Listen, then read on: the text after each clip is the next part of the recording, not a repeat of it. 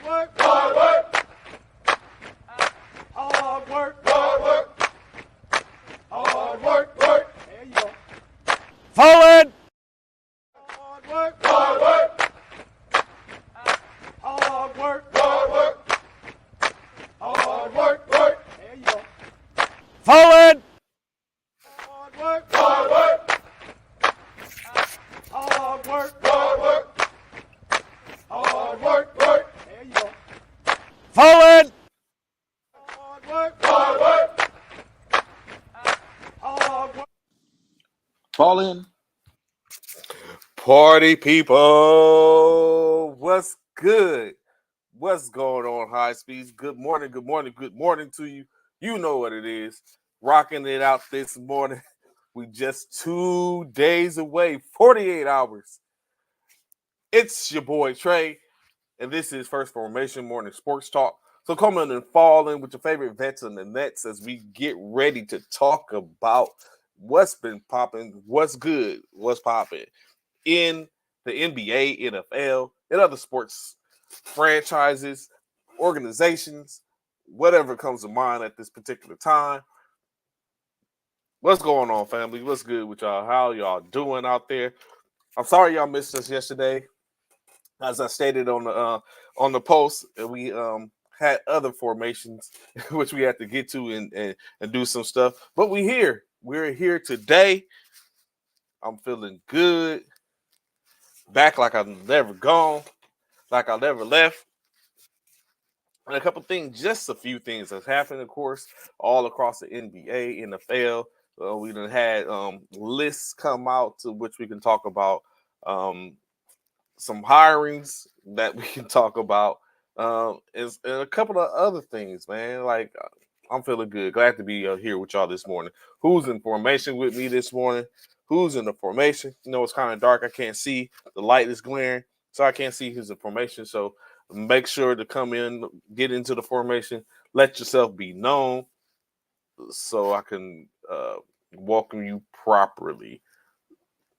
So jumping right into it, NBA conversation, a couple of things. Let's get these scores out the way for the most part. 6 games went on in the NBA last night.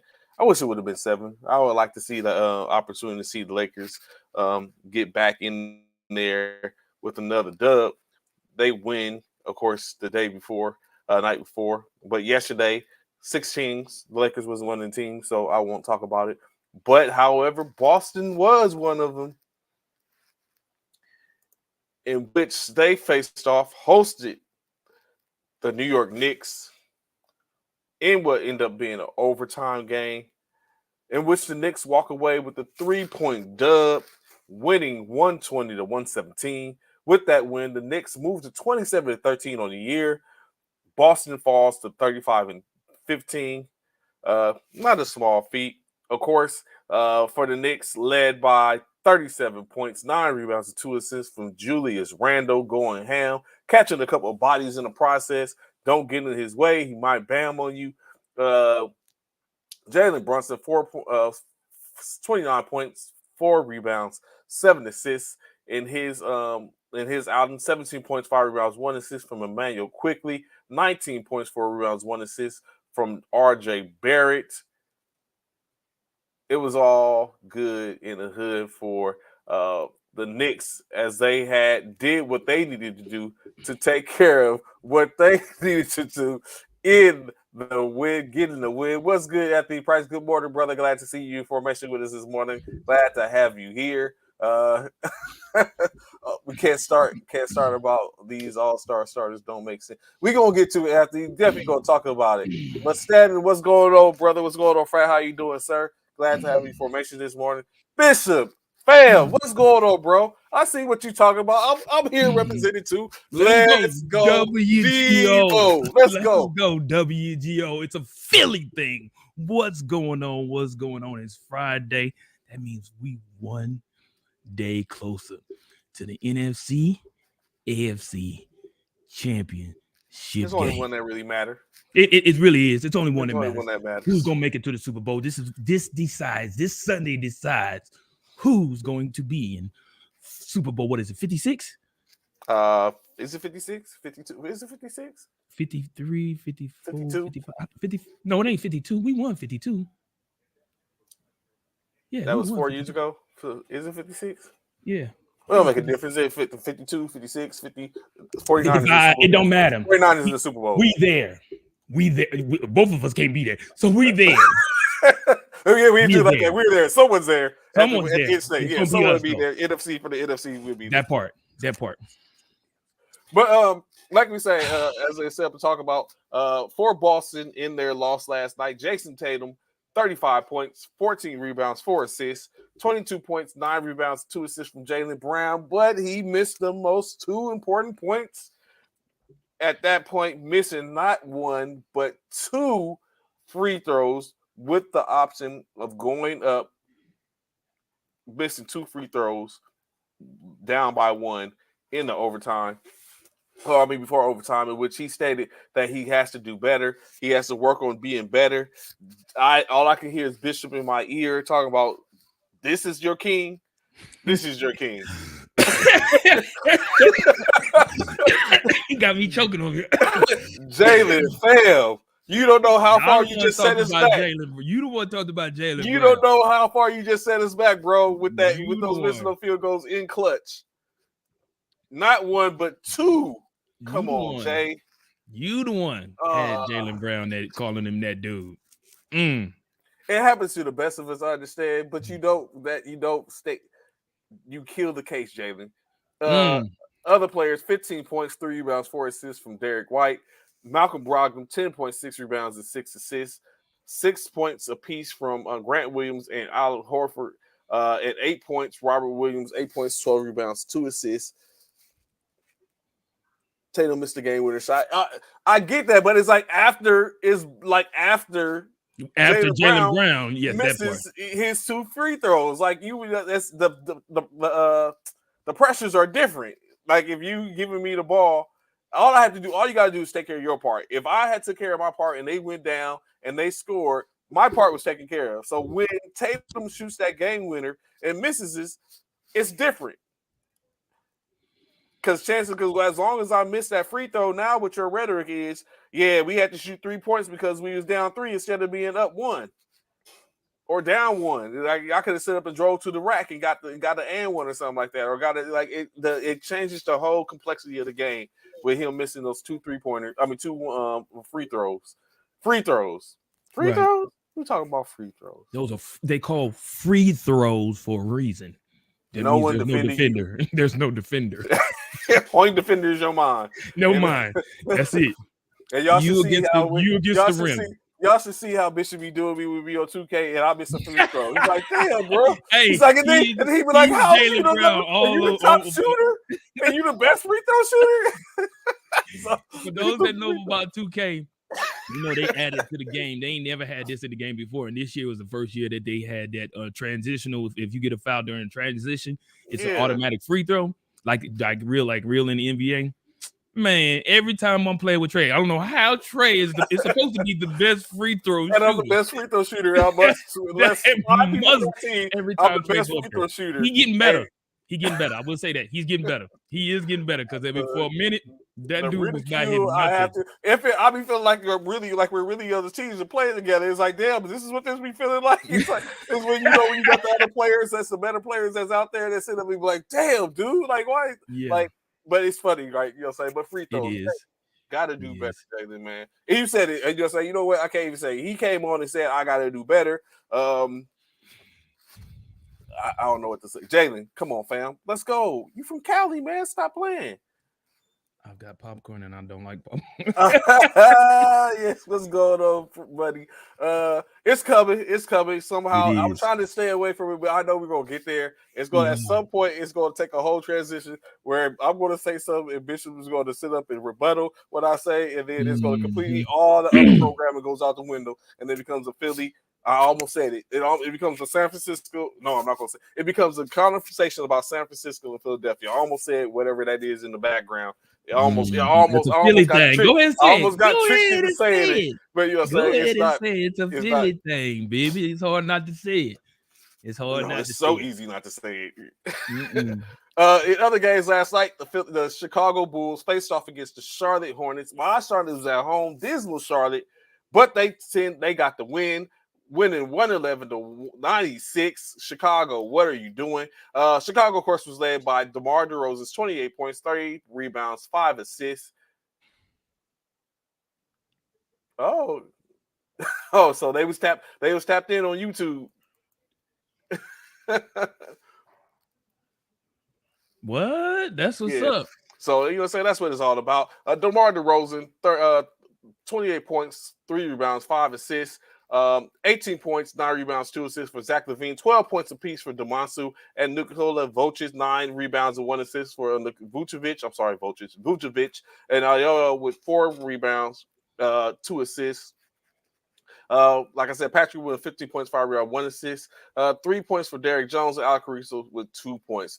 For the Hornets in their winning efforts, led by Mason Plumlee. You know what? Mason Plumlee, in my opinion, doesn't get enough respect. Mason Plumlee, 21 points, 12 rebounds, 4 assists. Correction, they was led by Terry Rozier's 28 points, 5 rebounds, 2 assists, but Mason Plumlee contributed 21 points, 12 rebounds, 4 assists. Gordon Hayward with 17 points, 1 rebound, 3 assists, 15 points, 11 rebounds. Ooh, he was and 8 assists from LaMelo Ball. PJ Washington, 9 points, 2 rebounds, 17 points from Gordon Hayward, as we said, 10 points from Mark Williams as they get the dub. With that W, short work. I guess you could say baby steps on Charlotte. 14 points, 36 rebounds. 14 points. Correction, 14 wins, 36 losses. Chicago's currently 22-26 on the year as the beat continues and goes on. The Pistons, let's go Detroit basketball. Make sure you had that same energy when them darn Lakers lose. Make sure you had that same energy. I'm just saying, Detroit basketball. Had that same energy when them last Lakers night. Had that Scary same Terry energy. might be moving. It's possible. You know, it was a point in which I wanted Scary Terry, but I mean, he's not that all-star because we don't need all-stars. And you know what? I speak to it a little bit because it was one of the things in which who was it that said it? It's on the tip of my tongue. It was a Laker great. It might have been James Worthy, but someone said the Lakers don't. Oh no, it was Phil Jackson. Phil Jackson came out and said he doesn't understand why the Lakers are in the position he's in now. They have 2 Hall of Famers on their roster, and they don't need to sit up and do all that stuff. He's like they're doing too much. They got to get back to being Lakers, and I agree with Phil Jackson. But in any case, Detroit Pistons were hosted by the Brooklyn Nets, in which Detroit gets the W 130-122 over. With that loss, the Brooklyn Nets fall to 29-19. Detroit moves up 13-37. There's still a chance. Of course, anyone's game at this point is not what we're used to. When KD gets back, and he'll be back probably if he don't make it back. When KD gets back. Even though he may not come back until after the All-Star break, that's exactly when we gonna need him. It's okay. It's okay, y'all. The mice will play when the KD's away. Don't worry about it. Don't worry about it. When he come back, it's gonna be don't do it. Oh, I thought he's finna yoke. Damn. So of course. Oh, you know what? Last night, but Kyrie hit 40. Don't slip on it. Don't Kyrie got 40. Let me start there with the losers. Kyrie Irving in a losing effort dropped 40 points, 5 rebounds, and 6 assists. That's right. 24 points, 5 rebounds, 3 assists for Edmund Sumner. Nick Claxton is really improving. I like Nick, man. He need to come from a center. On. He's showing what he got as a center. Nick Claxton, 27 points, 13 rebounds, 1 assist in while KD's gone. Basically, that's where it stopped at. 8 points from Watanabe. Watanabe. 6 points from your man Patty Mills, 7 points from Joe Harris, 3 points from Royce O'Neal, 5 points from McKeith Norris and TJ Warren, 2 points in the losing efforts. For the Pistons, they were led by 25 points, 9 rebounds, and 3 assists from Sadiq Bey. 20 points, 5 rebounds, 4 assists from Alec Burke. 16 points, 5 rebounds, 3 assists from Killian Hayes. 12 points, 5 rebounds, 5 assists from Diallo. Bonjanovic contributed 11.6 rebounds, 1 assist. Jaden Ivey, the rookie, 16 points, 3 rebounds, 8 assists. And I mean, you could go on. Isaiah Stewart, 11 points, 5 rebounds, 1, 2, 3, 4, 5, 6, 7, 8 players in double figures, helping out the side. No Ben Simmons. Ben Simmons is the only person that can go 12 points to 0. He's dealing with some stuff, Anthony. He's dealing with some stuff. Kyrie needs some help, man. Kyrie can't. He's not alone. He is not alone. Yeah, he is. Yeah, he alone. Look. Ben is there with him. He's alone. He's alone. You don't see. You don't see. KD is myself. on the way. Yeah. Nick Claxton can play. You look like me on 2K. He is not alone. That's me on 2K. Look. Take and the dish. Look, that looks like me on 2K, bro. I'm telling you. Oh boy. That's a bad man. Look deep. Steph Curry deep. I see you, Kyrie. Steph Curry. Oh, he cut his hair. That's what it is. He cut his hair. Oh, he didn't cut the hair. He didn't cut the fro. Kyrie. Steph Curry's deep again. Ooh, boy, stop it. Of course. All in losing effort, but Brooklyn is there. They're still in the top. They're still in the top 6, so that counts for something. When KD comes back, it's a wrap. The next topic game: Cleveland Cavaliers were hosted by the Houston Rockets. 18-point drubbing. Cleveland Cavaliers winning 113-95, improving to 30-20 on the year. Houston drops to 11-38 on the year. In their losing effort, they did have 5 players in double figures, but it was all low double figures, led by Tyree Eason's 18 points, 11 rebounds, and 3 assists, 14 points from 3 players, 14 points from Kenyon Martin Jr., Jabari Smith Jr., as well as Alperen Seguin, 10 points from Ty Washington Jr., 3 rebounds and 3 assists, 3 points, 3 rebounds, 1 assist, 2 assists from Dashian Nix. Jalen Green, just after going ham, 2 40-point games in a 3-game period, drops to 6 points, 0 rebounds, and 3 assists on this night. 7 points, 1 rebound from Josh Christopher. Kevin Porter Jr. still currently out dealing with his injury. Boban Marjanovic, 4 points, 3 rebounds, and 1 assist, all in the losing effort. However, the Cavaliers on one without their top player. 26 points from 4 rebounds, 9 assists from Darius Garland. 21 points, 10 rebounds, 3 assists from Evan Mobley. 14 points, 10 rebounds, 1 assist from Jarrett Allen. 15 points from Dean Wade. C.D. Osman contributed with 10 points. Karis LeVert, 12 points, 1 rebound, and 5 assists. Isaac Oroku contributed with 5 points, as well as Ricky Rubio and Lamar Stevens at 5 points apiece as well. As the Cavaliers once again get the win, 113-95. Houston is going to get that first pick draft and still has some good draft picks available for next year. You know what, Bishop? Do you agree with the tanking era? I'm glad you brought that up because there was a big conversation. Well, not tanking, but in regards to what do you mean? Do I believe in the tanking era? Like in what regards? Like what do you mean? That teams, once they get to a certain point, like let's say this with the Rockets, the Pistons, who else is a bad team? The Hornets, that when they get to a certain point, they start looking at losing more games than they're winning. Because they're trying to get the draft pick. Because they try to get the top draft pick.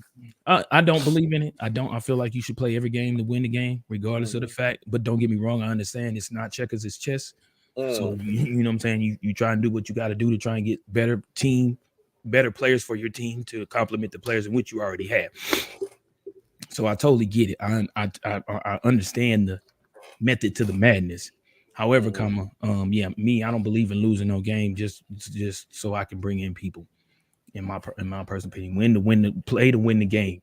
And who said it best? I think that was you play to win the game. Tony Dungy. That's it. Yep, Tony Dungy. Play the best way Tony said it. You play to win. Hello. Yeah. You play to win the game, and that's how I feel. I feel like Tony said. You don't. And I mean, a lot of people say that same thing about the NFL too. That they do the exact same thing. So, but yeah. But my thing is, what I want to speak about. Yes, sir. You hear about what Charles Barkley said? No, I did not. So what's going on? What's good? So Charles Barkley says, you know, Charles Barkley, he's that guy that doesn't believe in holding his tongue for nobody. Charles Barkley gonna pretty much say what's on his mind. I'm sorry, Herm Edwards, not Chung Dungeon. Herm Edwards. You're Herm correct. Edwards, not done. You're right, Herm Edwards. You're right. Thanks, Con, man. Appreciate you. I knew it was one of them black coaches. I didn't know which one it was. I knew it was one of them. But either way, I just basically said all black people look alike. I'm sorry. No, I'm not saying that. I'm not saying that. I'm so sorry. But go ahead. Charles Barkley, we know he don't hold his tongue for nothing. He gonna say what he mean what he say, and he don't care who has anything to say about it. He's basically in layman's terms, he's saying the NBA is soft. Oh, that's what came out of his mouth. In layman's terms, he didn't say that, but in layman's terms, he's soft. And the reason why he said it is because why are all these superstar players getting paid all this money and they sitting out with these minor injuries? Oh, because didn't they say something? Was that him that said something about Patrick Mahomes is playing on a high ankle sprain? I seen someone say something about Patrick Mahomes is playing on a high ankle sprain, where the NBA players are sitting out for ingrown toenails and stuff like that. Yeah, he said these cats is playing. He said basically in layman's terms, he's saying that he feels like the NBA needs to the owners need to man up and get these players off these benches. Do you know Kawhi Leonard has missed 25 games this season? 25. That's half the season already, and we still got plenty of season to go. He's missed half the season already. 25 games. And Charles Barkley basically said he fed up with it. He fed up with it. He's like, why in the world are we paying? He said it's an unservice, it's a disservice to fans. Fans come out to see LeBron, come out to see Kawhi, come out to see Davis. Did you just see the other day with the kid that traveled 4,405 miles and to see Jimmy Butler and get there to find out Jimmy Butler's not playing that night? That part. You know what I'm saying? He's just it was about load management. Charles Barkley talked about load management. Load management. Well, you know, it's just crazy. He calls out NBA players over load management, saying that these guys are not playing ball, and because of minor injuries, get off of your butt and play the game. Now, if you got some serious major injuries, I'm sure Charles Barkley ain't saying nothing about you. But if you out here nursing minor injuries, you know what I'm saying? Minor injuries. He said, get off your butt and play ball, man. Like you said, the load management. I'm not playing. Yeah. But see, the NBA is not supposed to be able to sit people for load management, technically. It's supposed to, but that's where they find a loophole by saying non-COVID illness and stuff like that, in which you say, like, if people are, I understand people get sick. Right. And it comes down to that, but they trying to now they're finding ways to finagle because their teams are supposed to get fined for doing stuff like that, right? Because, like you said, it hurts the bottom line. It hurts like the man. Like, okay, yeah, the kid came out, but that was a kid that was noticeable because he flew. I'm like, where did he come from? 4,400 miles, like, but you know what I'm saying. He came to see his favorite player, Jimmy Butler. And then Jimmy found out and he went and met him. But, you know what I'm saying, that's good for him. But what about the people, the other people who were not hearing about that came, is, you know what I'm saying, from a certain distance to see. So it goes back into, and it comes down to where I really start to become a teeter on it, because I understand in-state is players are still human. They're people too, right? And they go through things. Like we just talked about how Jalen Green had 3 games in which out of three of those games, 2 of those 3 games, he scored 40 points. And then he comes back in the following night and dropped 6 points. Yeah. It goes back to what KD was saying, in which he was talking about how players, he came from New Zealand. Okay, appreciate it, Donovan. Australia, one of the two, yeah. Yeah. So, you know what I'm saying, it comes down to, like KD was saying, like, you can't expect us to do that night in and night out. Can you expect it? Can't expect you to do what night in and night out. Yes, we can to expect score you to those do. 40 points. Like, No, no, yeah. Not yeah. But not you like you was about to say though, you can expect to come like pull play a up, game, like, play the game, and play your best. I absolutely think you can do that without question. But here's this is truly what Barkley basically had to say, man. I want y'all to hear this. This is what Barkley had to say. For the NBA, and I cannot wait for these owners to put their foot in their asses in this next CBA. These dudes gonna do something to these players. They're gonna be like, wait a minute, you can't make $50 million and not play half the season, okay? You just because now you just really just like slapping me in my face, taking my check twice a month, and we got guys like, Eddie, I see guys that got a sore hip or something. I'm like, everybody's sore in the NBA after 20, 30, 40 games. Yeah. But I think it's going to be very interesting in the next CBA because, the billionaires always win against millionaires. And I think those owners are going to try to do something. I don't know what it is. I think there's going to be a strike or a lockout, however you want to phrase it. But I think they're going to say, okay, you guys don't want to play. I'm going to teach y'all the lesson. Because, we pay. And that's just what it is, man. That's So what it is, bro. Like you getting paid millions of dollars. That's a little extreme, though. Don't you think to sit up and have a lockout behind that? What else you gonna do, though, Trey? What else you gonna do? You got to get these guys off the bench. Like I never. What's going on, Africa? What's good, bro? What else you gonna do, man? Like you got to do something, bro. These cats are sitting out like major game, 25 games, bro. Kawhi, 25 games, Kawhi. 25 games. Then let's talk about Ben Simmons last year. Come on, man. Mental, I get it. But come on, like you're not injured, but it is a mental thing. I totally get it. But come on, man. Come on, man. Come on. Then you got a player, you got Ben, you got Kawhi, people like that. Then you got a player who wants to play in Kyrie last year, but you don't want to play him because he said what he said. Really? You got players that want to play, but you ain't gonna let him play because he ain't did this and said what he said or how he feels about certain situations. But you got a player who's sitting over here mental. He ain't playing. You got this person over here soreness. Really, it's a sport. You're gonna be sore. It ties in with the sport.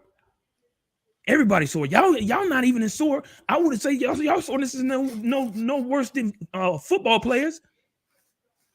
They play every week. Y'all got more games. I got it. Y'all play more games more frequently. I got it. Still, y'all's is not much of a contact sport as football. And so I know Africa's out there, and which he could attest to this. Do you think it's the equivalent, or could it be the equivalent if when we're in war, because we have to wear gear, and I don't know if I tell y'all go down to your local well, I'm not gonna tell you to do that. Just imagine going down because I don't want y'all to do that. Next thing you know, it's like, oh, but we wear while we're deployed, we wear a flak vest. We wear the flak, the armored plates that go in the flak vest, front and back, as well as on the sides and on the hips. We wear a 200 and we wear. I'm not gonna say how much. We wear the loadout that goes inside of ammunition that we have to carry, as long as carry your weapon. Wear the Kevlar and all that other type of stuff, the grenade carriers and all that type of stuff on us, and we have to wear it the whole time we're walking around in or outside while we're walking around. Facts. So if if it was considered, not trying to say it was a game, but in context, if putting that again, can you imagine if people was like, man, I'm sore, this stuff has got me going. I'm not going outside the wire tonight. Go ahead and call the other person up and have them do it. Try that if you want to. See how that work out for you. Expect that Article 15, bro. Expect that Article 15. Say less. I could imagine me sitting up in myself just saying, like, word, say word. Yeah. Okay. Not a problem. Yeah, let me see how that work out. I can't believe when that soldier told me, sorry, I'm not coming because my husband's about to deploy and I'm sitting there with him. What? Bro, I couldn't sit up again. I couldn't find a computer fast enough to type up that council statement like recommendation for AR for UCMJ action. Like, we're not playing. But I mean, I guess everyone tries it. That part. I said it already. Mahomes playing with high ankle sprain. NBA players can't play with hip soreness. That's what I said. That's what I said. That was CC. I knew I had seen it somewhere. I was like, who said that? It was CC. Yeah. Yeah, that's crazy, bro. Like, come on, man. Y'all, this is what we doing right now? Seriously, this is what we doing. We going with this. That's what we going with. Like, come on, man.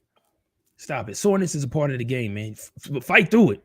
Fight through it. And it's not like you're the only one going through soreness.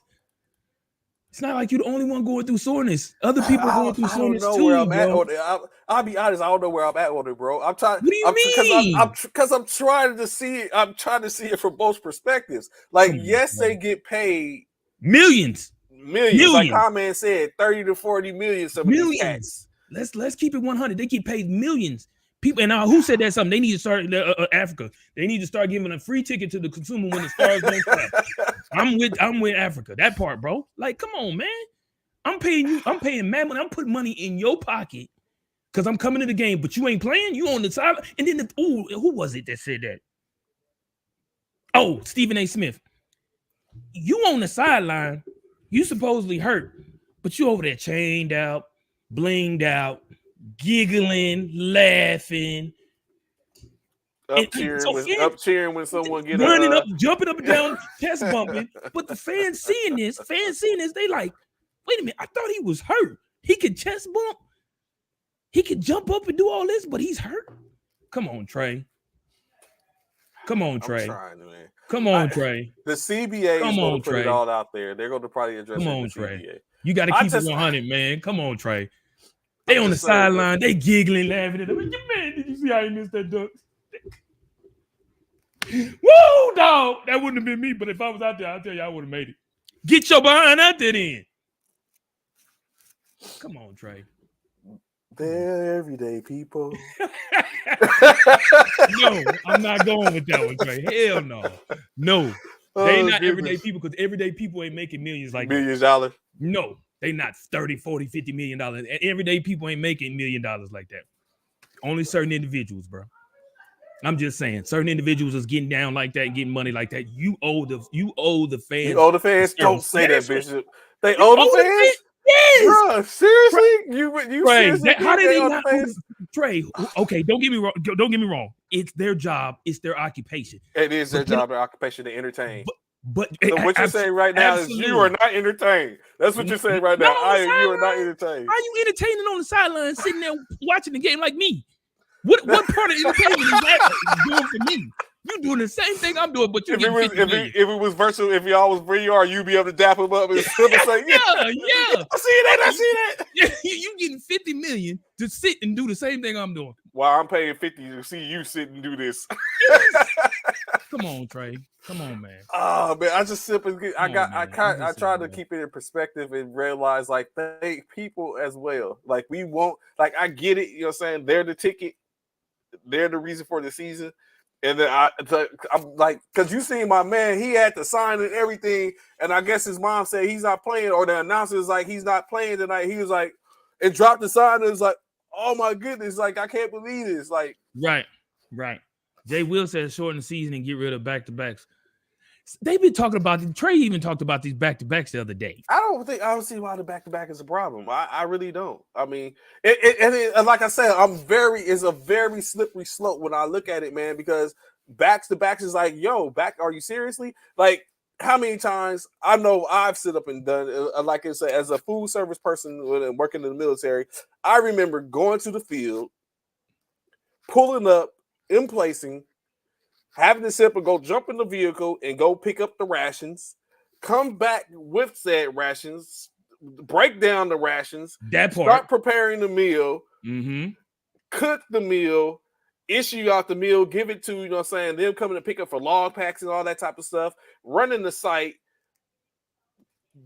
cleaning up, taking the stuff back because we didn't have a sanitation center, so we had to take it back to the post, clean it, after cleaning it, and come back and set up for the next meal and basically get up and do it all over again. So it was one time I was like on fumes, and my first sergeant literally told me, Sergeant Mir, go lay down. It was in the middle of the day, and she was like, Sergeant Mir, go lay down. I was like, bro, it's just one of those things. So I can't sit up and say, yo, a back-to-back.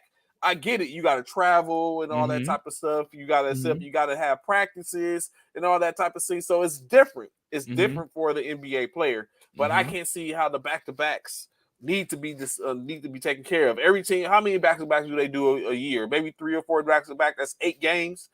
Who? That the NBA? Don't they do more than that? I'm telling you, each team. Oh, okay, yeah. Yeah, so they do. So I don't know. I mean, but I guess as a group, it affects their bodies, especially when you gotta get on the plane, get off the plane, get on the plane, get off the plane. Is it no different than us though? I was about to say, you don't know how glad we be after a deployment. Bro. You be ready to see the plane so quick. Right. Like it ain't no different, bro. When it 17-hour flights. Yeah, it ain't no different when it comes in uniform. You ain't comfortable. You in ain't that gear we just talked about. Yeah, your gear. Yeah, you ain't sitting comfortable. You know what I'm saying? You in full uniform, yo. You know what I'm saying? Try sitting on a C-130 while you sit fully geared up, into it. Yeah, bruh. And then on a C-130, yeah, uncomfortable plane. Yeah, you ain't. Yeah, you fully geared up, bro. Like, come on, bro. Like on some realness. I'm like, and then Anthony said it perfect. Trey, it's like you buying an Anthony Davis jersey for what dude never plays. Like you got an Anthony Davis jersey. You want to cheer, and first thing they coming out the tunnel, yay, Anthony Davis. He coming out and it's a this man, take this,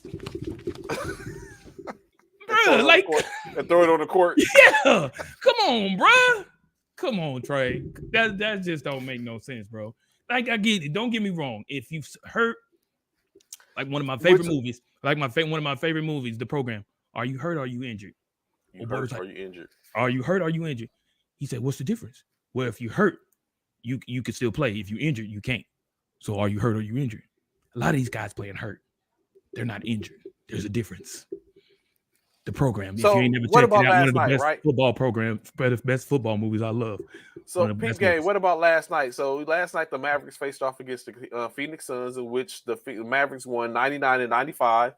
With the loss, the Phoenix Suns dropped to 25-25. The Mavericks improved to 26-24. But the Mavericks did it without Luka Doncic, as he only played 3 minutes because he injured his ankle. Keyword injured. We just talked about it. He didn't hurt his ankle. He injured his ankle. Yeah, he injured. There's a difference. He didn't hurt his ankle. He injured his ankle. So in other words, a hurt ankle is more so of somebody maybe he stepped on Mikal. Oh no, you hit your ankle on the bleacher, or you hit your ankle on or it was a little twinge. It was like, okay. Yeah. But you injured your injuring when he ankle. You turned it over, something like that. There's a total difference, bro. Of course, in that game, Spencer Dinwiddie had to pick up the load, going 36 points, 6 rebounds, 9 assists, 10 points, 5 rebounds from Reggie Bullock, 11 points, 9 rebounds, 3 assists from Tim Hardaway Jr., Dorian Finney-Smith, 18 points, 12 rebounds, and 3 assists, Dwight Powell, 15 points, 4 rebounds, and 1 assist, Josh Green, 9 points, 4 rebounds, 3 assists. Of course, they're going to see with the run test to make sure to see how much damage was done. For the Suns, they were led by 22 points apiece from Chris Paul and Cameron Johnson. Paul with 22 points, 6 rebounds, and 10 assists. Johnson, 8 rebounds, 19 points, 20 rebounds from DeAndre Ayton. 16 points, 4 rebounds, 4 assists from Michael Bridges. Damian Lee contributed with 2 points and 2 rebounds. And you got to think that's what you see. 2 points, 2 rebounds, like no points. That's the trade-off. 3 points, 2 rebounds, 1 assist, 4 points, 3 rebounds, 1 assist from Bizback Biyombo, and Dwayne Washington, 2 points on the night. One other game, of course, last night that took place, the Spurs and the Clippers. Bishop just talking about Kawhi Leonard, who's back in playing. I think he played. Yeah, he played last night, 31 minutes. But Paul George stole the show, 35 points, 4 rebounds, 7 assists. Kawhi Leonard, 27 points, 3 rebounds, 7 assists, 15 points, 2 rebounds from Norman Powell. Robert Covington, 13 points, 7 rebounds, 1 assist, 12 points, 3 rebounds from Reggie Jackson. Luke Kennard contributed 5 points, 2 points from Terrence Mann, 11 points from Ezekiel Zubac.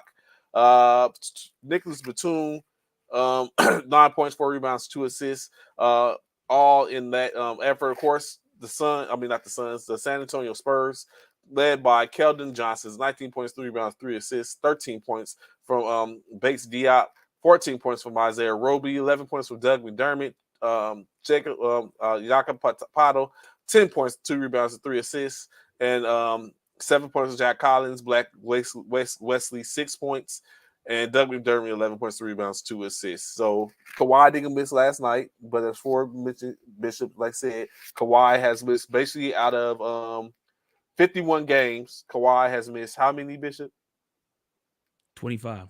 25. So he's missed just a little under half. Yeah, just under. He'll catch up. Don't worry. Catch up. So Drunk said, I mean, what not? What Drunk say? Drunk said earlier. Donovan said, good point, Drunk. What did Drunk say? Drunk said this. They need to stop putting teams who on back-to-backs on prime time because I'm tired of turning on TNT and Grayson Allen is the best player on the court. I'm with you, Drunk. I'm with you, bro. I'm so with you. That's what I'm saying, bro. People selling out these arenas to see certain individuals, and you got there watching Grayson Allen. Everybody at the concession stands going, they running out of food because they didn't want people ain't watching. Beer sales are extremely high because people are upset. There ain't nobody watching their players. What's going on with John Wall? I don't know. Is something going to come in? Something going on with John Wall? Injury. He's out. He's out. The injury. Is it an injury or is he hurt or is he injured? I think he's injured. I think he legitimately he's injured. Because he's been out for a little bit. I ain't mad for injuries. I ain't. But if you hurt, bro, get your hurt behind out. Somebody, who was that just said something about, where is it at? Who said it? You need your ankle. Anthony. I bet you. I put money on it. I bet you any amount of money Patrick Mahomes played this weekend. Oh, you know he is. And he got a high ankle sprain.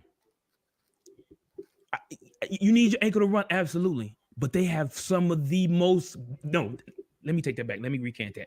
They have the best doctors in those locker rooms and on them sidelines. They have ways to shoot them up, to subside the pain during the game. They have ways to wrap them up. Anthony Price, you ain't get me with that one, bro. I done had an ankle sprain many times. I done turned both my ankles are weak as all get out. And guess what? I've still played on them before. You're not gonna get me with that one, bro. They got the best doctors in the world who make millions of dollars to ensure them players get back on the field as soon as possible. What you think that tent for them to have to? What you think that tent that they go under? What you think that's for? You think they going in back there to play spades or something?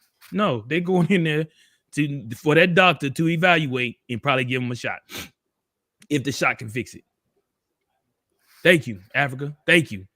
To give them a shot to fix it. Come on, man. Exactly. They got the best doctors, bro. They got the best doctors. These $1 million people playing a game, they got to have the best doctors because they getting paid. Them doctors getting paid millions of dollars to make sure them players get back on the court. Come on, man. You ain't going to get me with that AP ankle. You need your ankle to run. Okay. You do. I'm not saying you don't.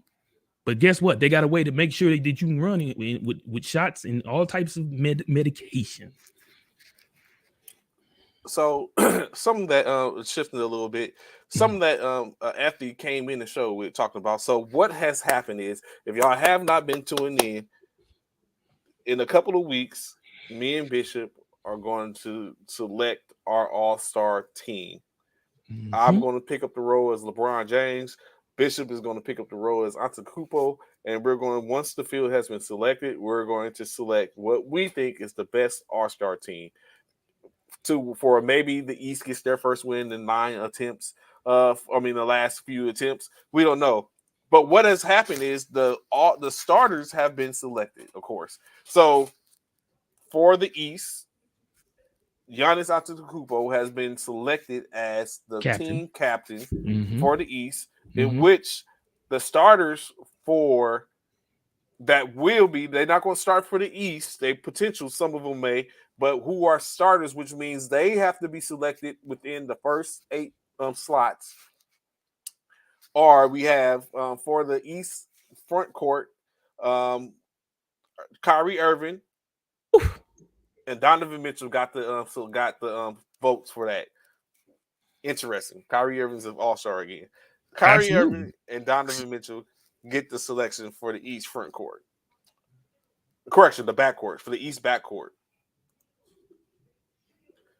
For the East front court, Oh, East West. Okay, go ahead. For the East, oh no, we do it like that. For the West backcourt, you have Luka Doncic and Steph Curry. For the front court for the East, you have Jason Tatum, Giannis Antetokounmpo, and Kevin Durant. Notice I didn't say Joel Embiid. He has been what they said snubbed as the starter for the East. On the West, you have, listen to this, LeBron James, Nikola Jokic, and Zion Williamson. Who Zion, let's keep in mind, Zion actually got outvoted. Or with a fan vote, the fans outvoted Zion with Anthony Davis. But Anthony Davis is not going to be a starter. He might get an MVP, but he's not going to be a starter. Same for at which exactly that point. That's the question. Like Zion is injured. Yeah, Zion is injured. Yeah, he is so injured. is Anthony Davis. So is KD. And so does KD. So it's like, why are these players that aren't I guess the expectation is that Zion potentially can play in the by the 19th. And so it's like but they're all going to be in the same game for the most part. Like, why is it? I mean, I'm starting to formulate my strategy already. And honestly, I'm starting to formulate Bishop's strategy, how he's going to pick as well. So, you know what I'm saying? I'm already mind you, I'm going to try to get this game. He can be in his bag. His bag has got a hole in it. I'm just telling y'all like this, right? Now, mind you, when we make these picks, right, we've got the true All-Star game that's going to happen in Utah next month, a couple of weeks. In Utah, 2023 All-Star game. But what I'm trying to do is I'm going to try and get who we pick between him and me and Trey. I'm going to try and get who we pick, and I'm going to try to get him to play on NBA 2K23 and see who comes out with the winner. And that way it's like, did you see the meme of the person said taking out my frustrations, and he had the 49ers and the Cowboys, and he was up 160 to nothing on the 49ers. you can hear him in the background talking about he was savage. He was savage about it, huh? Yeah, oh my goodness. We're gonna believe in fairy tales, kid. Bro, that's the only way you're gonna be able to get that, because there's no way gonna happen like that for real life. But yeah, this is what Trey is talking about. A lot of people are like, wow, bro, like this is what we going with, like,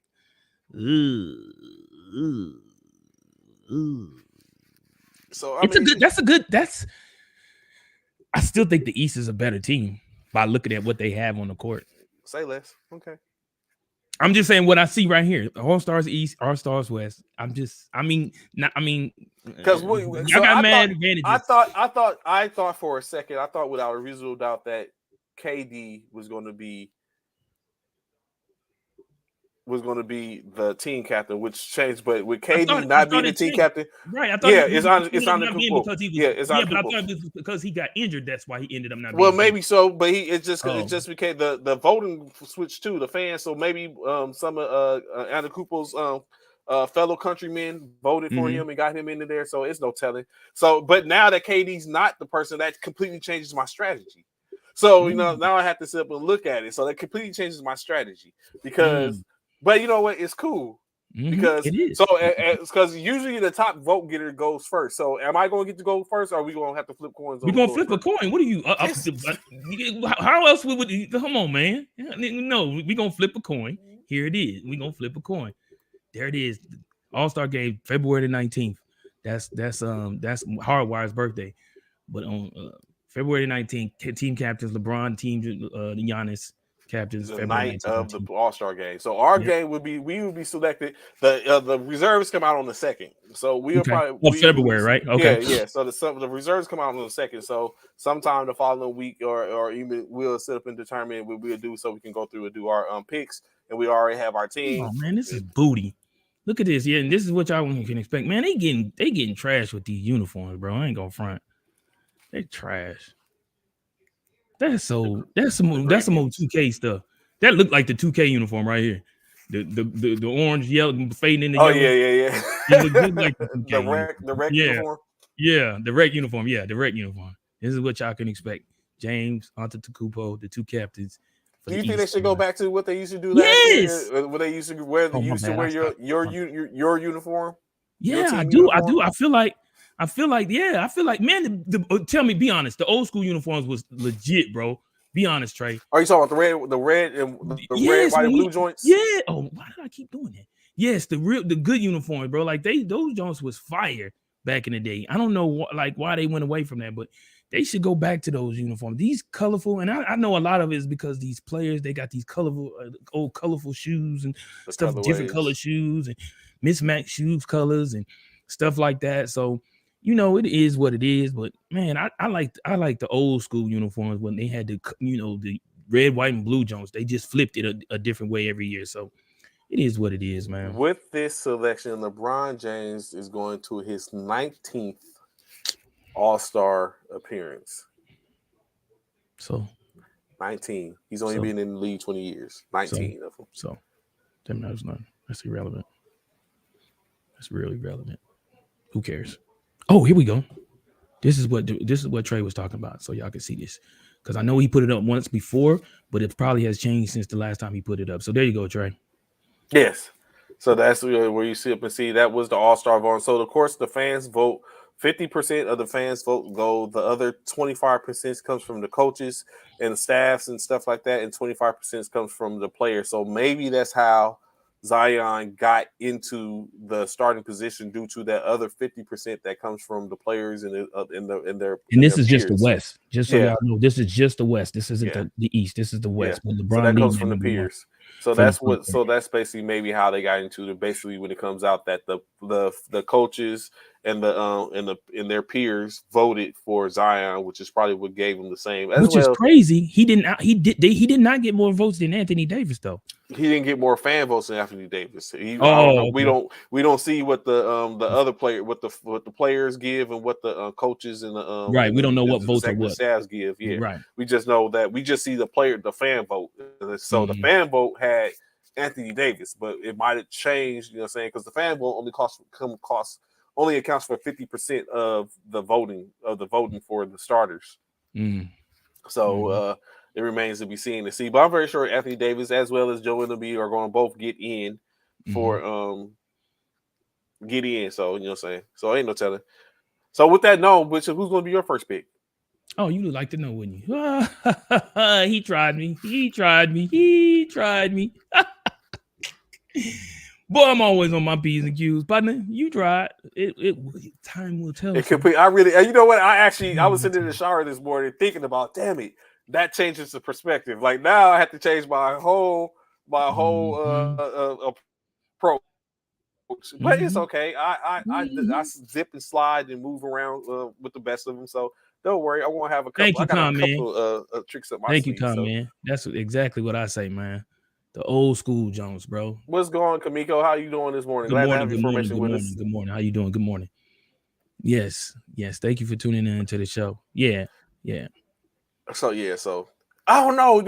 So I'm going back to thinking about this, Bishop. I'm trying to think what was the most fire uniform that they've had in the past. Of course, like we said, they used to go with the red, white, and blues that basically said NBA All-Star, red, blue, or things like that. Then they started doing where you wore your uniform, your team uniform, where it was just a bunch of team uniforms on the court. Then of lately, they've been with the black and whites. And now they have the gradients, blues and reds, conference colors. I don't know if the old school ones is the ones. I don't know, bro. I'm sorry, bro. I just feel like I feel like some of them Jones was like just straight fire. I'm not gonna lie, like the colors, man. The color, like you had all the colors. Like look. Oh my gosh, hold on. Like look at what is it? Like come on, man. The what year was this? What year was this? Was this? Oh, what year was that? Hold on. That was. Oh no, that ain't it. They had some fire uniforms, bro. Oh, what year is this one? Oh, They had some, like, back in the day, they had some real nice uniforms, bro. Don't get me wrong, they some of the ones that they've done recently have been pretty decent, but like when you look at it, like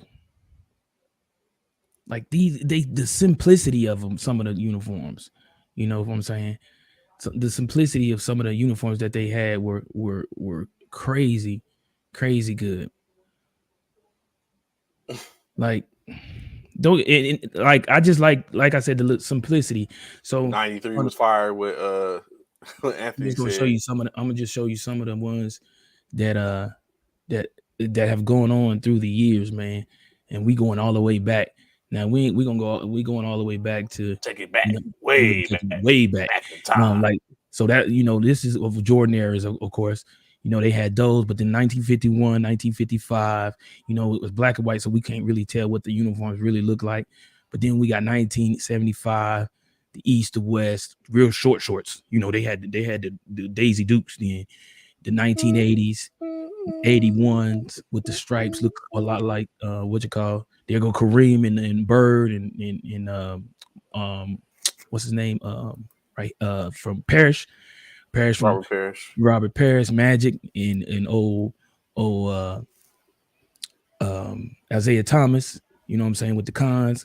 Magic and Isaiah again with the old red, white, and blues. Like, I don't even know why we went away from red, white, and blues. Magic. So that's the ones in which you and Carman is talking about, the red, white, and blues. Not those. Not those red, white, and blue, but not those red, white, and blues. But not those red, white, and blues. Like some of these, you know what I'm saying. So not those. That's like these were cool. These were fire. I like these. These right here with Clyde Drexler, 91.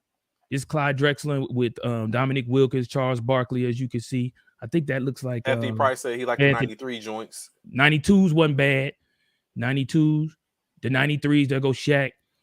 They wore the 93s for a long time. They wore them joints 93, the 94, 94, and 95. The 95s, the 95s were fire because it was in Phoenix, Arizona. I think those is when they start using like the theme where you was where they was playing. At. Yeah. 96s right there. You got Jason Kidd. And 97 when they was able to represent their home. Yeah, 97 when they just started. That's when they started representing their own team.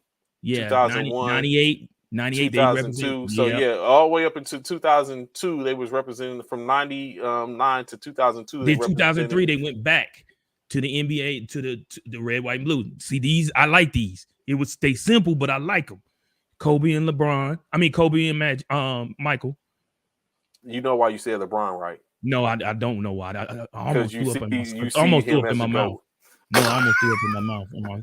You know what I'm saying? Kobe, Kevin Garnett. I like the 2005s. Yeah, those are nice. Yeah, the 2005. Here go to 2006. I ain't care for those. Those were ugly. Those were probably one of the ugliest ones. 2007s was nice. I like those. 2008 was ugly. You like the 8s with the goal in the back and the. Nah. I kind of like those. These was fire. 2009s. Wasn't nothing wrong with those. 10s wasn't nothing wrong with those. I like those. 11s wasn't nothing wrong with those. LeBron and Kobe. 12s, nothing wrong with those.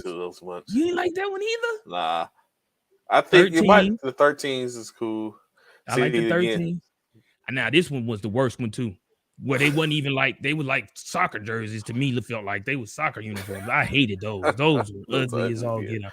Yeah, so those, you know what I'm saying? Those, they had some fire uniforms. That was 2014 when they did the little soccer jersey. I remember those. I was like, what are we doing? Why do we have on like soccer jerseys, like full t-shirts playing basketball? 93 was fire, Anthony Price. I agree. 93s were sick, bro. I liked them. But yeah, man, that's just yeah.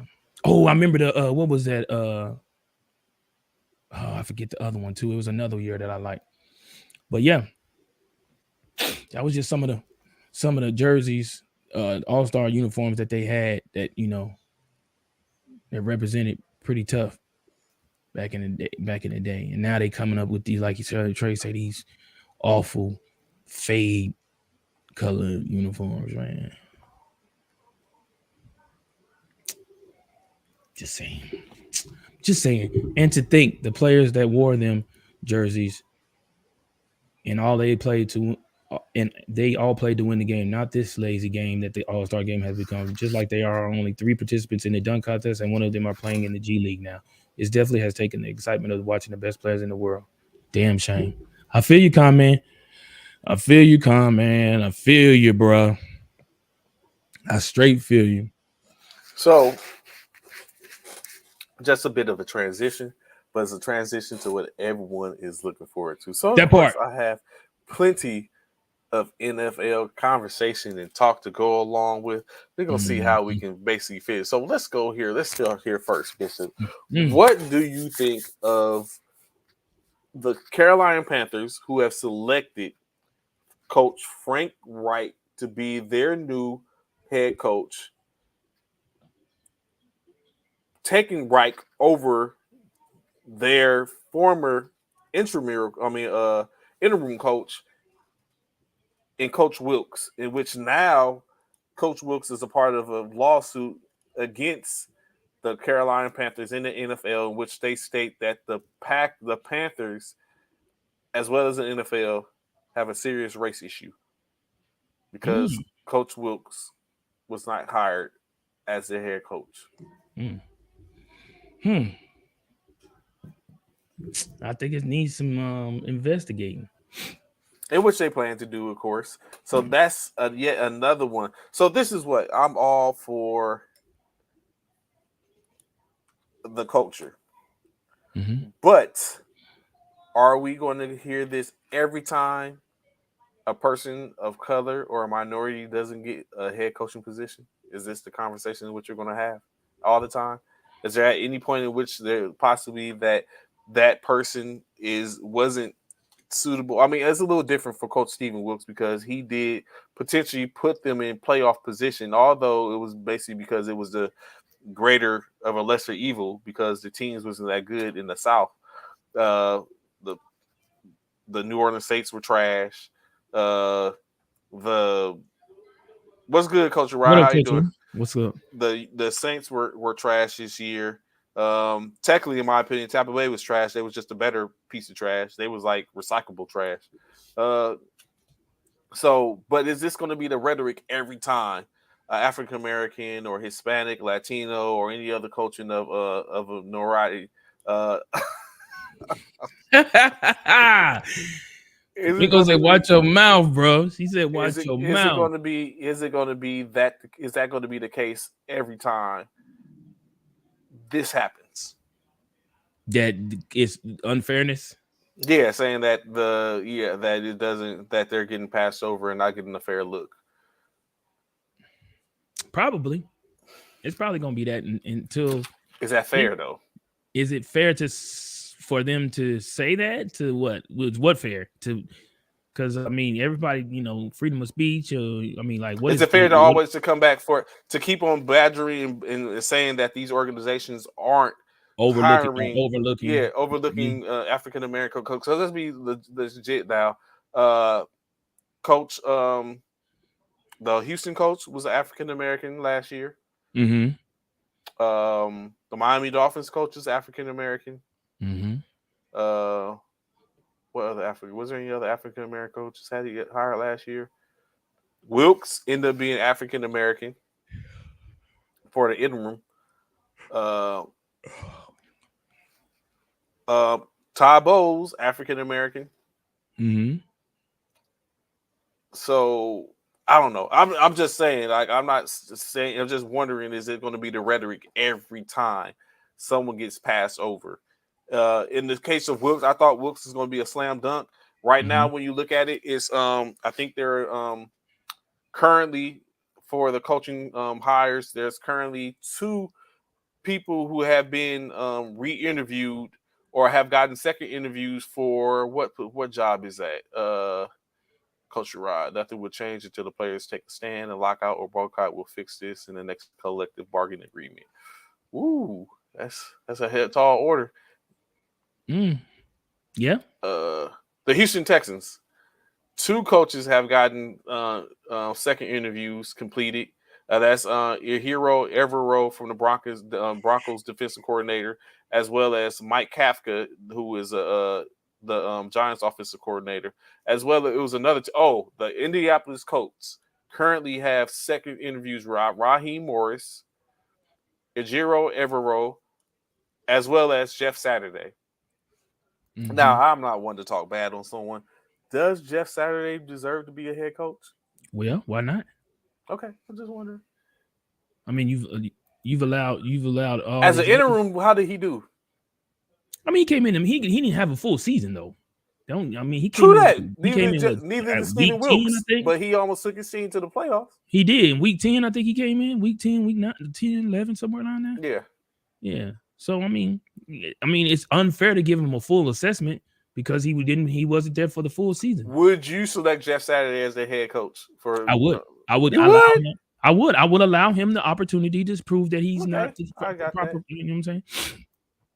You basically give him enough to say, be like, "Yo, you're not it." You're right? Not yeah. Let's see what you do with a full season. Okay, we gave you a half a season, or somewhat of a half a season, or whatever we gave you. Let's see what you do, and if you do well enough, or if you don't do well enough, it's going to determine where you're going. So what about this, Bishop? I asked this question. This is a little off. So, there's a lot of families in the ranks when it comes to coaches and stuff like that, and like coordinators and things like that. So I ask you this. Mm-hmm. Say you were a head coach, mm-hmm. and your brother was seen as an up-and-coming coach himself, sought after a little bit. Are you willing to give your brother an opportunity? Because right now, we know LaFleur, who is the head coach for the Green Bay Packers. Mm-hmm. His brother is currently searching for a position as the head coach, as an offensive coordinator. So he walked away from the head coaching, the offensive coordinator position with the New York Jets, and currently is scheduled to have an interview with Timothy McVay, who is cool with him. Shanahan, LaFleur, and McVay all come from the same coaching tree with the Washington Redskins, now the Washington Commanders. Mm-hmm. Are you going to be the first person to give your brother an opportunity to be on your team? Even if he has to take a lower leadership position, are you coming to be like, hey, I got you, bro? Or are you going to sit up and look at, I don't think you're that good? Mm. And if he isn't that good, do you let him know as a brother, fam, you're not that good?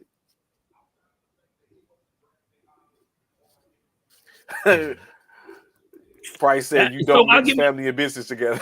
You don't. You try. You try not to. Come on, bro. You try not to. I say okay. I was about to say you try not to because I'm like Shanahan gave all his kids a chance. Yeah, you don't. You try not to because a lot of times you have that. Everyone's like you don't mix family and business. Right. Yeah, I don't know. Thanksgiving would be wired. Yeah.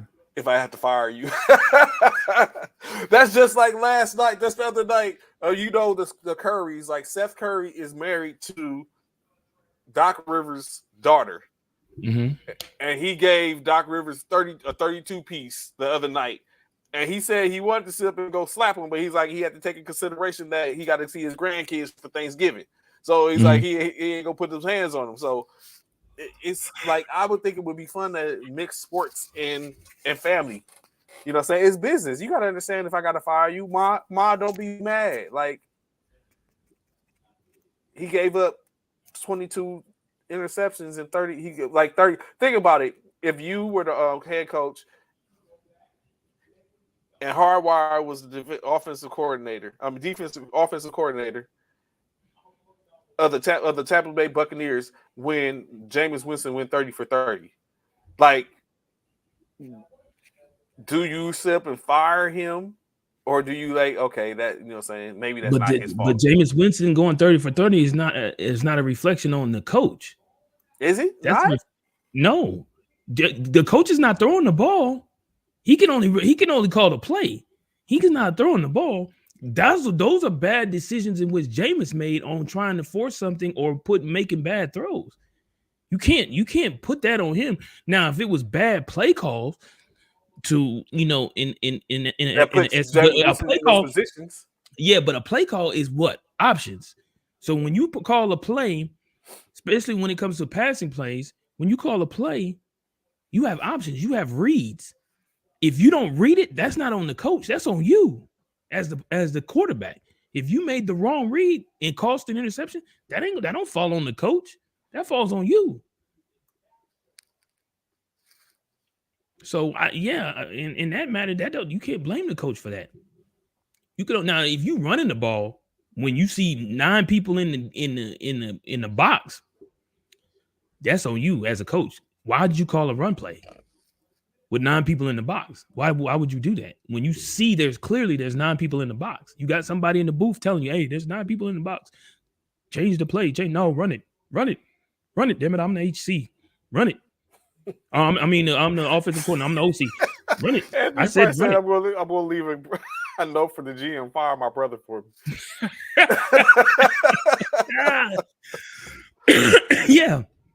Yeah, certainly. Like you can't like when it comes down to pass plays, it's about. What if it was a father? Because remember, Lane Kiffin had to fire his father at USC. It happens. Hey, nobody safe. Nobody's safe. If I got to fire my mama from the hey, nobody's safe. It's like, mama, I need to talk to you. Yep, nobody's safe. Come on, and imagine and being on. Can you imagine that getting caught on Hard Knocks? Like, boy. mom, come have a seat. Well, come here, mom. Come here. I gotta talk to you. And the cameras is all in the room, in the office. Let me explain something to you. It ain't about these cameras, mama. I need you to know. you really messed it up.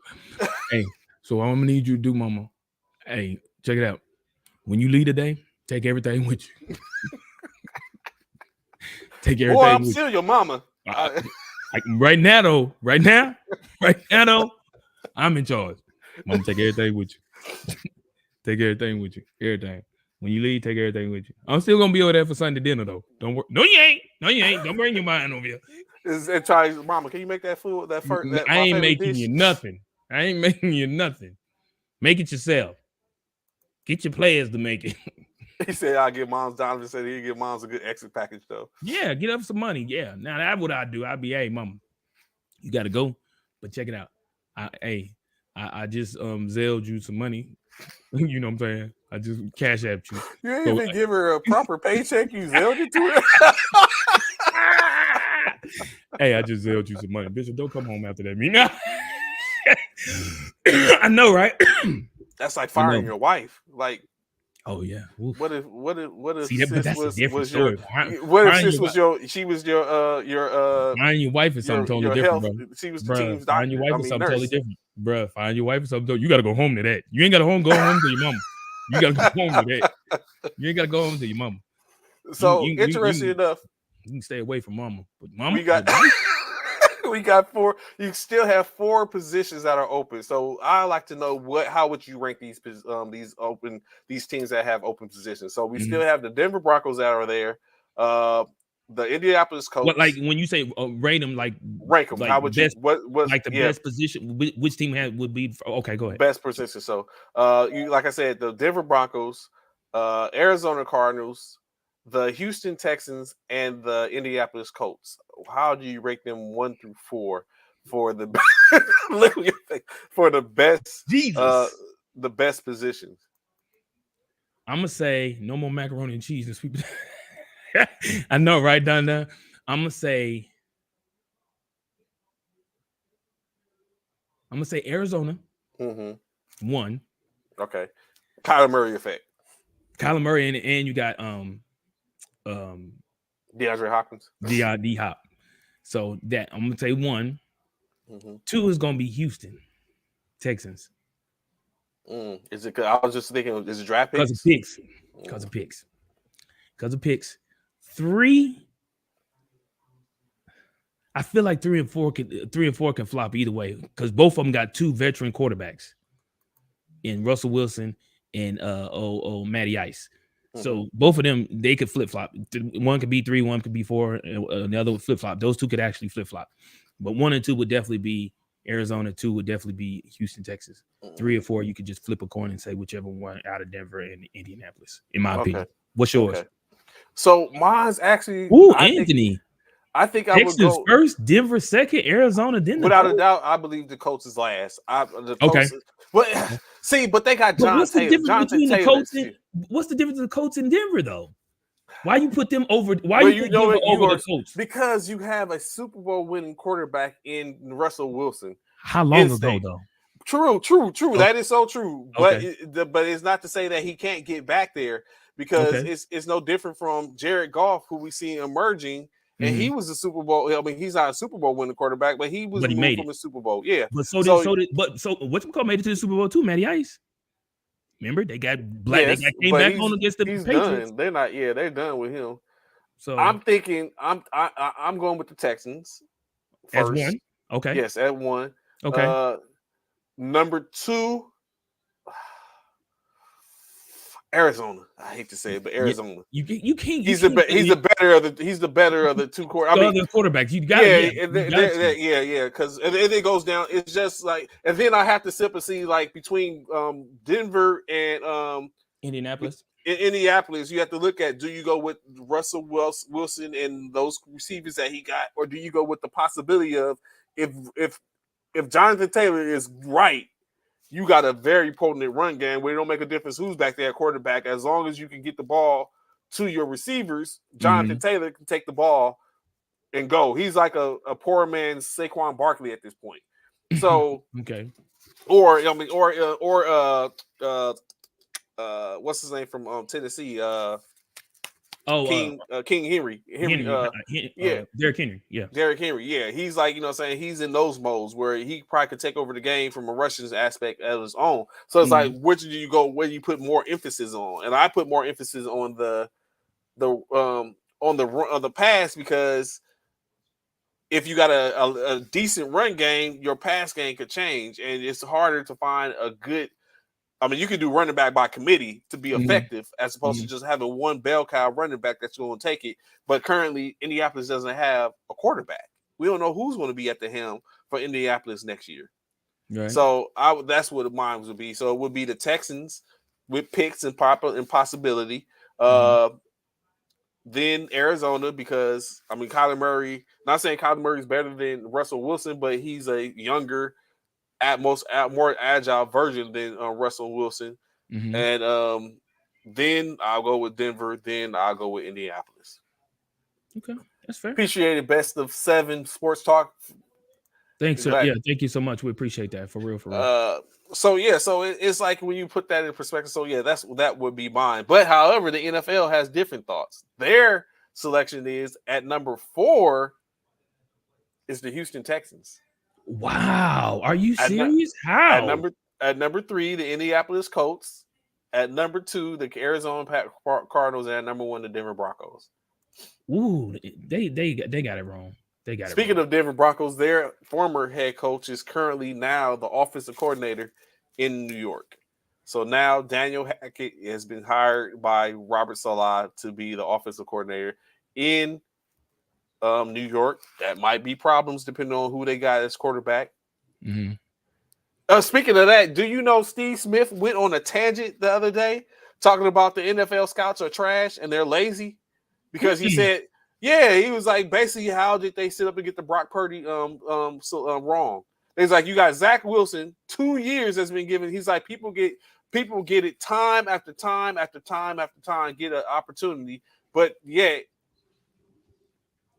people like Brock Purdy is like they sitting back talking about when is Brock Purdy going to fall off. He's like, the man that showed you he can play. He deserves to be in the NFL. My point exactly, Trey. You the one got this. It's completely different. See, this no is where how. This is here. See, here comes the turn. Here's the turn. Here comes the turn. How's it different, Trey? It's different. I've been saying, how this man has won 8-9 games in a row. So at no point ever did I not say Brock Purdy couldn't play, because I like Brock Purdy. I'm not saying you saying that. What I'm saying is, you saying you should start Trey Lance over Brock Purdy next season. No. You shouldn't start what I'm saying is Trey Lance should get. You said Trey Lance was going to be the starter, bro. I said he's going to be the starter. Yes, but I'm saying, but I think Brock Purdy should get a chance to take it from him. No, I think Trey Lance should get a chance to take it from him. Wow, what was his position? How do you go in? How do you lose your position? Trey Lance have not proven himself compared to Brock Purdy because he hasn't had any opportunity yet. He's been injured. He was under. Is he not 4-4? He was under Jimmy Garoppolo. Is he not 4-4, Trey? Answer that question first. He has played 8 games, and they say he's 4-4, but he has not played. He has not played 8. He has not played 8 full games. But okay, got it. I'll ask. Is he 4-4? What is Brock Purdy's record, Trey?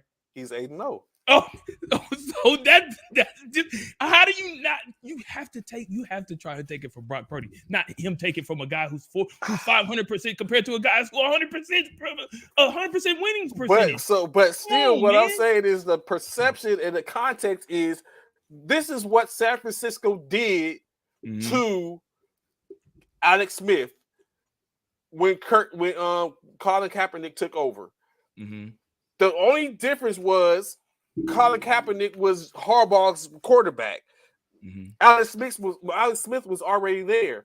In this case, Shanahan selected Trey Lance with the 3rd overall pick, and then a year later drafted Brock Purdy because we needed a backup quarterback because our quarterbacks was trash. That was backups.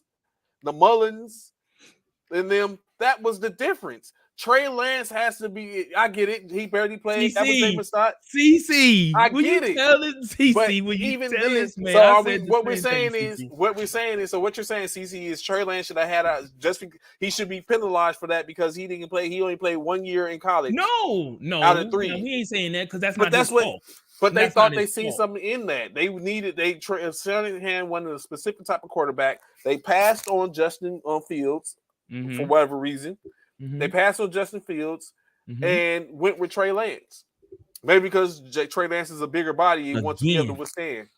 We're talking about 2 quarterbacks. One out of South Dakota State or North Dakota State, whichever of them Dakotas.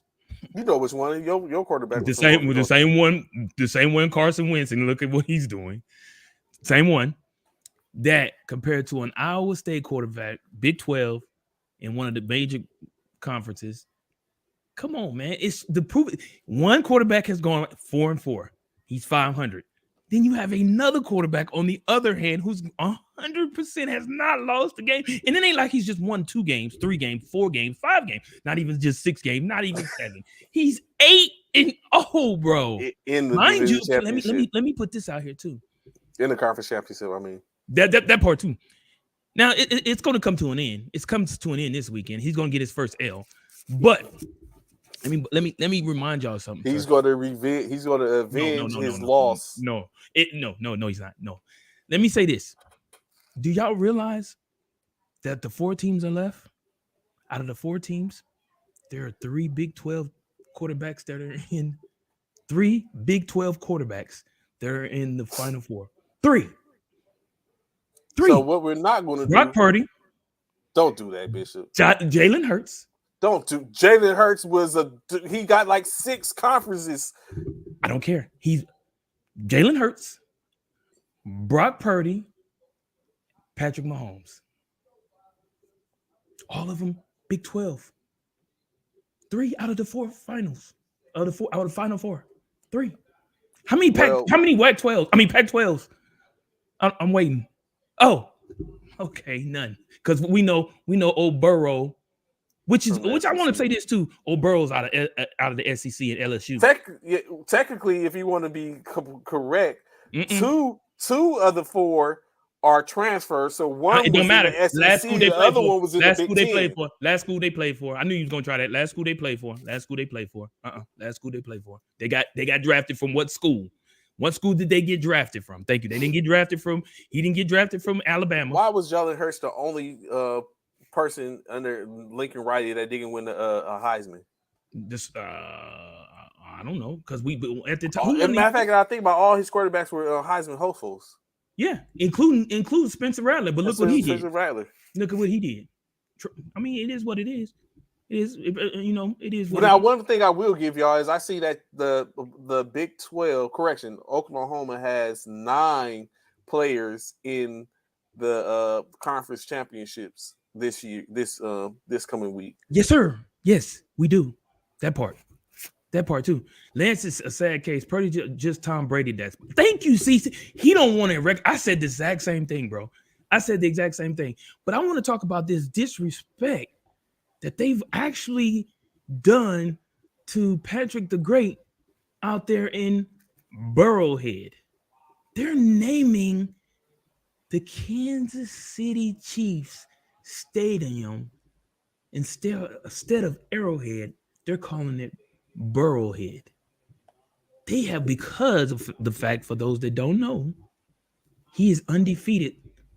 Joe Burrow's undefeated versus Patrick the Great, Mahomes. Even out it, they call Burrowhead. The disrespect.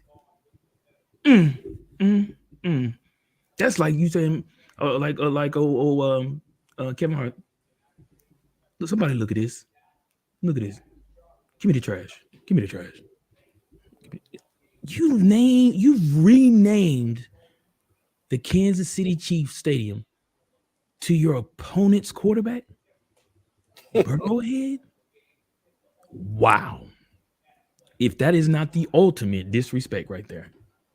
Wow. I would love to hear what Patrick the Great has to say about that. Lance will end up in New Orleans behind Winston. Ooh.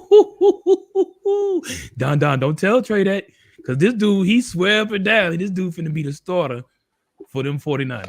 So he may not be the starter, truth be told. Mm-hmm. However, he's going to get an opportunity to outplay Brock Purdy come next year when he's healthy again. Whose job? I don't foresee. Whose job is it, Trey, right now? Whose job is it to lose? Whose job is it to lose? Yes, it's Trey Lance's. Good God, there's no way you saying that, Trey, with straight face. It is. There's no way you can say that with a straight face, Trey. It's Trey Lance's job. How can you say that with a man who's 500 compared to a man who's 100%? You understand to get it, but the tangibles are different, and it depends on what works best in their offense. Right now, best. Brock Purdy is managing the offense pretty well right now. Pretty well. It's pretty well. Pretty well. It's Purdy well. It's more like Purdy well, not pretty. It's more like Purdy well.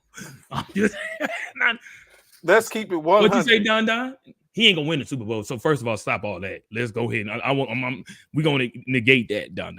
He's not doing that. He gotta get past 100. He ain't gonna get past that. Let's keep it 100. We have been saying on this show since we started a little over a year ago, defense wins ball games and championship. Who has the most interceptions and the most sacks? The best. Who has the most sacks? I get it. Y'all out of the two of us. Okay. Yeah, y'all may have us in certain categories in defense, but we have y'all in most categories in other parts. Yeah, in sacks. You can't say who's by ratings. Yes, y'all are considered the best defense in the NFL. However, we're leading in certain categories. Y'all leading in others. That's just what it is. It's two of the best defenses in the NFL playing against each other this weekend. The Achilles heel is, unfortunately, Brock Purdy. So, rookie. Before we got on this tomfoolery, I was about to talk to y'all in reference about the NFL honors. So the NFL honors basically is providing some hardware and accolades to specific people for individual awards. So right now, right here, we have the NFL honors has been released, and they talked about who is the finalists. First and foremost, let's get it. Trey, Brock Purdy wins the Super Bowl. It's a closed case for QB. Just wait and see. I mean, yes, he wins the Super Bowl, but that's not gonna happen. There's no reason. There's no need to elaborate on that, Trey. That's not happening. You got to be in the Super Bowl to win the Super Bowl. So let's not elaborate. Let's not elaborate. Let's move past that. That because my Blue, I took Eagles this weekend. Good take, CC. Good take, CC. Good take, CC. What goes up must come down. AP Assistant of the Year candidates. You have Ben Johnson from the Lions, offensive coordinator. Oh, Shane Steichen from the Eagles, offensive coordinator, or D'Amico Ryans for the 49ers, defensive coordinator. Who, Bishop, do you think wins the assistant coach of the year? and who are the candidates again? Ben Johnson, Lions offensive coordinator. D'Amico Ryans, 49ers defensive coordinator. Shane Steichen, Eagles offensive coordinator. Offensive coordinator? Oh, So y'all offensive coordinator. What's the category is assistant coach of the year. Ooh, it ain't Detroit. Actually, that's who I'm going with. It ain't Detroit, Bruh. Come on. He didn't make the playoffs. I know he didn't, but it's not a postseason award. It's a playoff. But what did he do? I got it, but I think he put him in position. Nah, you can't. With less. How can you put with put less? Him, but listen, okay, I got that. But how can you put him over the two teams that did make the playoffs because of both of the assistants? I think Ben Johnson deserves assistant coach of the year. I gotta give it to the Eagles, man. Why? Bro, 14. Come on, our record. And what did he do? What did he do when he didn't have Jalen Hurts? Regardless of the fact, that goes to show that it was the player, not the person. It still got to make calls. We just talked about it. Calls are calls. Somebody got to make the calls. Somebody got to make the calls. Ben Johnson can't. They didn't make the playoffs. They didn't do enough. Coach of the year. We talked about this before. 5 candidates. Let's hear it. 5 candidates. Let's hear it. Oh, my man ain't even on there. They trash for that. It probably didn't deserve it. Probably didn't deserve it. What? Probably. I'm just saying. 5 candidates. Brian DeBall, New York Giants. Doug Peterson, Jaguars. Okay. Sean McDermott, the Buffalo Bills. Nick Sirianni, the Eagles. And Kyle Shanahan for the 49ers. Coach of the year? You said coach of the year? Coach of the year, yes. There's a method to my madness. I hate to say it. Method to my madness. Thank you, CC. Thank you, CC. I don't understand his method to his madness either. Eagles, yeah, absolutely. 14-3, bro. It's 14-3, bro. 14-3. How do you not get the coach of the year, bro? You 14-3. You have the best record in the NFL. How do you not get that? 14-3. You have the best record in the NFL. How do you not get that? How do you not get that, Trey? He has better record than the 49ers. I understand what Brian Daboll did with the Giants. I understand what Doug Peterson did with the even still. If it was a race, it would be between Doug Peterson and Nick Sirianni, in my opinion. Because So I asked this: why Doug Peterson? Would it be a race between Doug Peterson and because Nick of Sirianni? how he's based on how he Kyle turned Shanahan. Kyle Shanahan has a 12-0 record since week 7 with a third-string quarterback. Because of what he's turned around. You're talking about a team who wasn't a bad team in the first place when we talk about the 49ers. So the fact of the matter, we're talking about a team who was night and day compared to the Jaguars season last year. 49ers was in the playoffs last year, beat Dallas to make it to where they made it last year. Jaguars were nowhere even close, and they made the playoffs this year. They made the playoffs this year. You have to that speaks for itself. So I'll go by process of elimination. I don't think Sean McDermott shouldn't have been there. I think that should have been Dan Campbell's spot, but they gave it to Sean McDermott, evidently. But I don't think Bills, right? Yeah. I don't even know why he's even there. I think that should have really been Dan Campbell. He deserves it. Yeah, I don't think he deserves it. But so you're saying I eliminate him. So that leaves Nick Sirianni, Kyle Shanahan, Doug Peterson, and Brian DeBall. Who turned around a team? Brian DeBall turned around a team. Doug Peterson turned around the team. Absolutely. So, but if I had to simply say 3-man race, it would be Doug Peterson, Kyle Shanahan, Nick Sirianni. Hell no. So there's no way you put Kyle Shanahan in that. There's no way. So when you look at that, Doug Peters. What did Nick Sirianni do? Like, what did Knicks, except for his claim to fame is he's best the record best. in the His NFL. claim to fame is that he has the best record in the NFL at 13-3. 14-3. Thank you, sir. Well, 14-3. He has the Thank best you. record in the NFL at 14-3. Yes, sir. That's it. That's enough. Why is that enough? Why is it not? What is shot? If they was 13, if they was 16, we went what 11-0 before we lost our first game. 16-1, I get it. We went 11-0 before we lost our first game. So let me before I answer that question, are you sure you want to use that as a reason to justify? All you have to say, all you gonna come back to recant. All you gonna come back is with, what Brock Purdy has done since he's been in the line. No, that's not even just it. But I'm just sure. I want to be sure that's what you're going to use as your justification. Out of the four teams with these coaches, out of the 4 teams which you talked about, out of these 4 teams, which team had the best record coming into the season and more likely to make a playoff before any of out of the 4 teams? San Francisco. Thank you. So it ain't like. But it ain't like y'all. It wasn't like y'all wasn't destined to make the playoffs anyway. Y'all did what y'all was expected to do. Let's just be honest, Bishop. No, but y'all did what y'all was expected to do. No, I'm gonna keep 100 with you. Y'all did what y'all was expected to do. No, we wasn't going nowhere but to mediocrity with Trey Lance. I'm just going to sit up and be honest. We was headed for mediocrity with Trey Lance, presumably. Mm-hmm. Jimmy Garoppolo came in back fresh. Mm-hmm. And got us back to where we was where Trey Lance was 0-2. Right, yeah, Trey Lance took us to 0-2. We lost Trey Lance in week 2 against the Chicago Bears, or 1-3. I'm sorry, he got us to 1-1, and then we lost 2 in a row to Atlanta and what's called. And then we lost to Denver. Hold that thought real quick. Right there. You just justify why Brock Purdy should be the starter automatically. You know that, right? Nah, that's not he got injured, man. I just don't think you should lose your job when you're injured. You just said he was 1-3 before he got injured.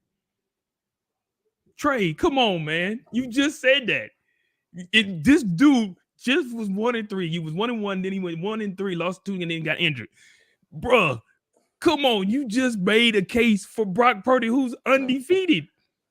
But go ahead. What I'm doing right now is making a case. But you're trying to make another point. But I just Kyle Shanahan. I'm making a case for Kyle Shanahan. I know you to get the coach of the year due to the fact of he took 3. Cornelia said that right now. He took 3 quarterbacks, and just like y'all went 11-0 at the beginning of the season, he has taken 3 quarterbacks. The later of the 3 is a rookie quarterback, and has went 12-0. To finish out the year and still going. Sirianni's still going, but he took 2 notches, he took 2 L's in that time frame. So yes, y'all started 11-0. Jalen took 1 loss, right? Y'all started 11-0. Mm-hmm. Y'all first loss came with Jalen Hurts. Right, absolutely. Then y'all lost a couple more. Then Jalen Hurts goes down. Y'all lose 2 more, and then y'all win the last 2 with Jalen Hurts. Okay. San Francisco goes. Mind you, hold on. 1-2. Hold on. Got you. Hold on, but do not forget the fact of who y'all played in them games that y'all won. Last few games. Are we going to do that really? Yes, like you did it to us. Yes. All of them, I can assure all of them are professional football teams. Oh no, you're not going to use that line now. Like you used that line when you were talking about our schedule.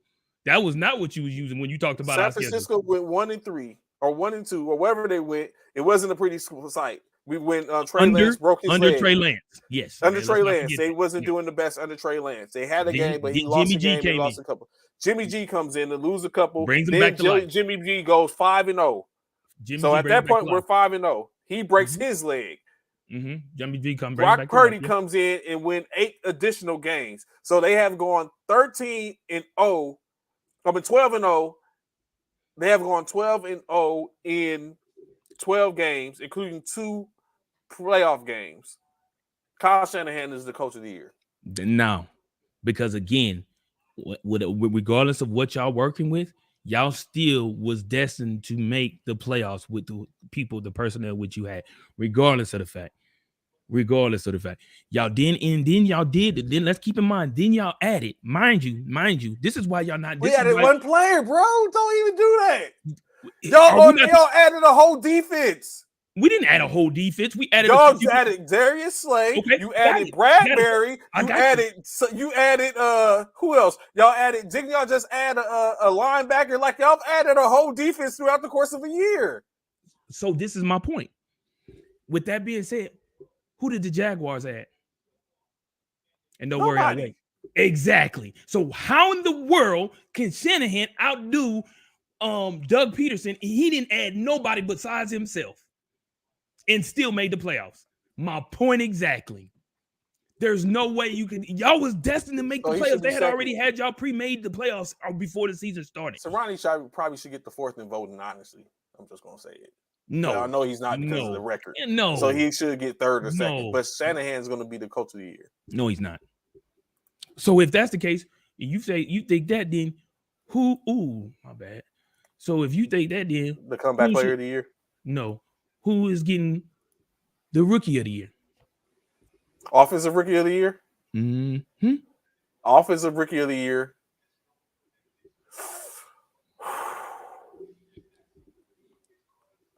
Offensive rookie of the year should go to Brock Purdy.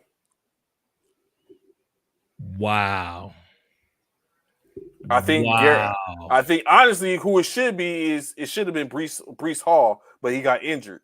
But I think, given the circumstances, Kenneth Walker was serviceable. So was Garrett Wilson, but that was earlier. I think Brock Purdy probably has done enough to snatch it from Garrett Wilson. Wow. And Kenneth Walker. Wow. And I didn't believe that initially. Hands down, defensive player of the year.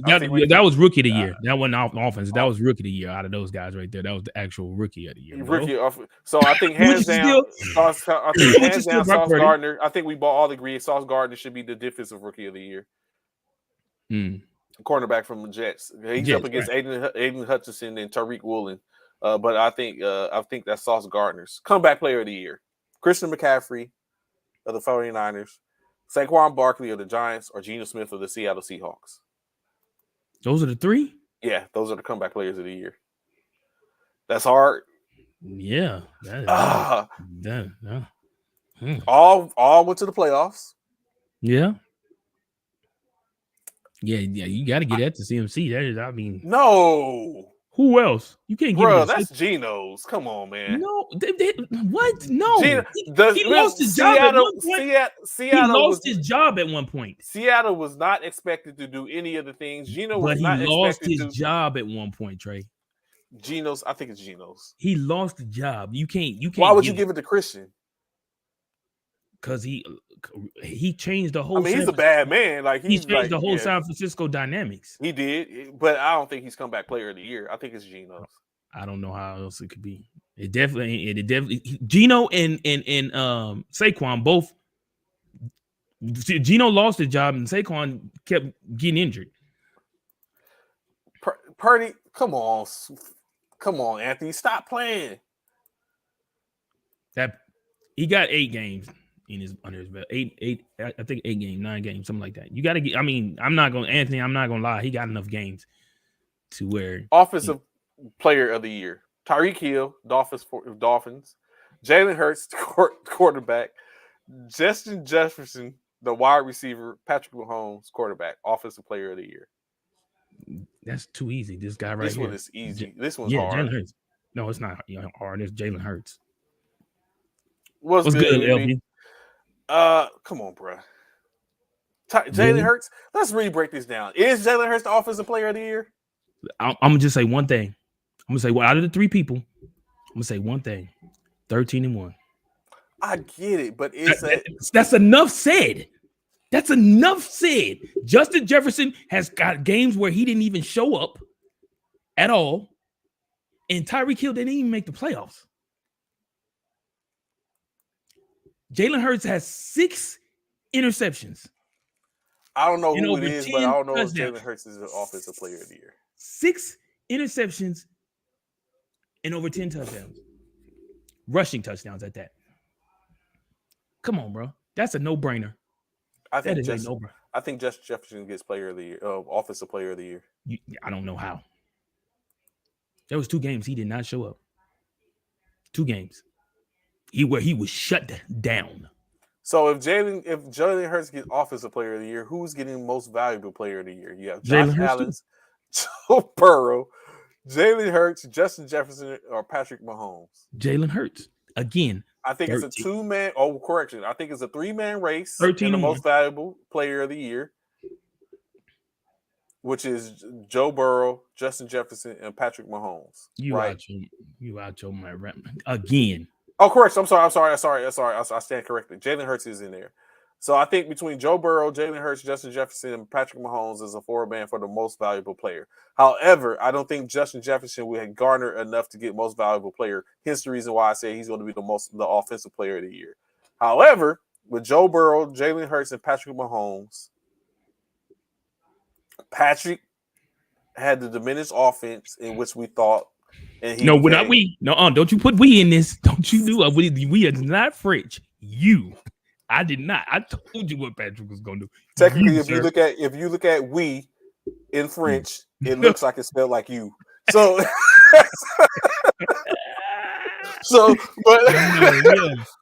I told you. Patrick Mahomes, I think, has a strong case. Jalen Hurts has a strong case. Joe Burrow, does he have a strong case? He has the least strongest case out of okay, the other two. I'll take that. It's like basically he has a weak possible. Yeah. So we would say Justin Hurts and Mahomes. So that's why I think Jalen Hurts and Mahomes. Yeah. I don't know if Jalen Hurts' the record is strong enough up against Patrick Mahomes. What?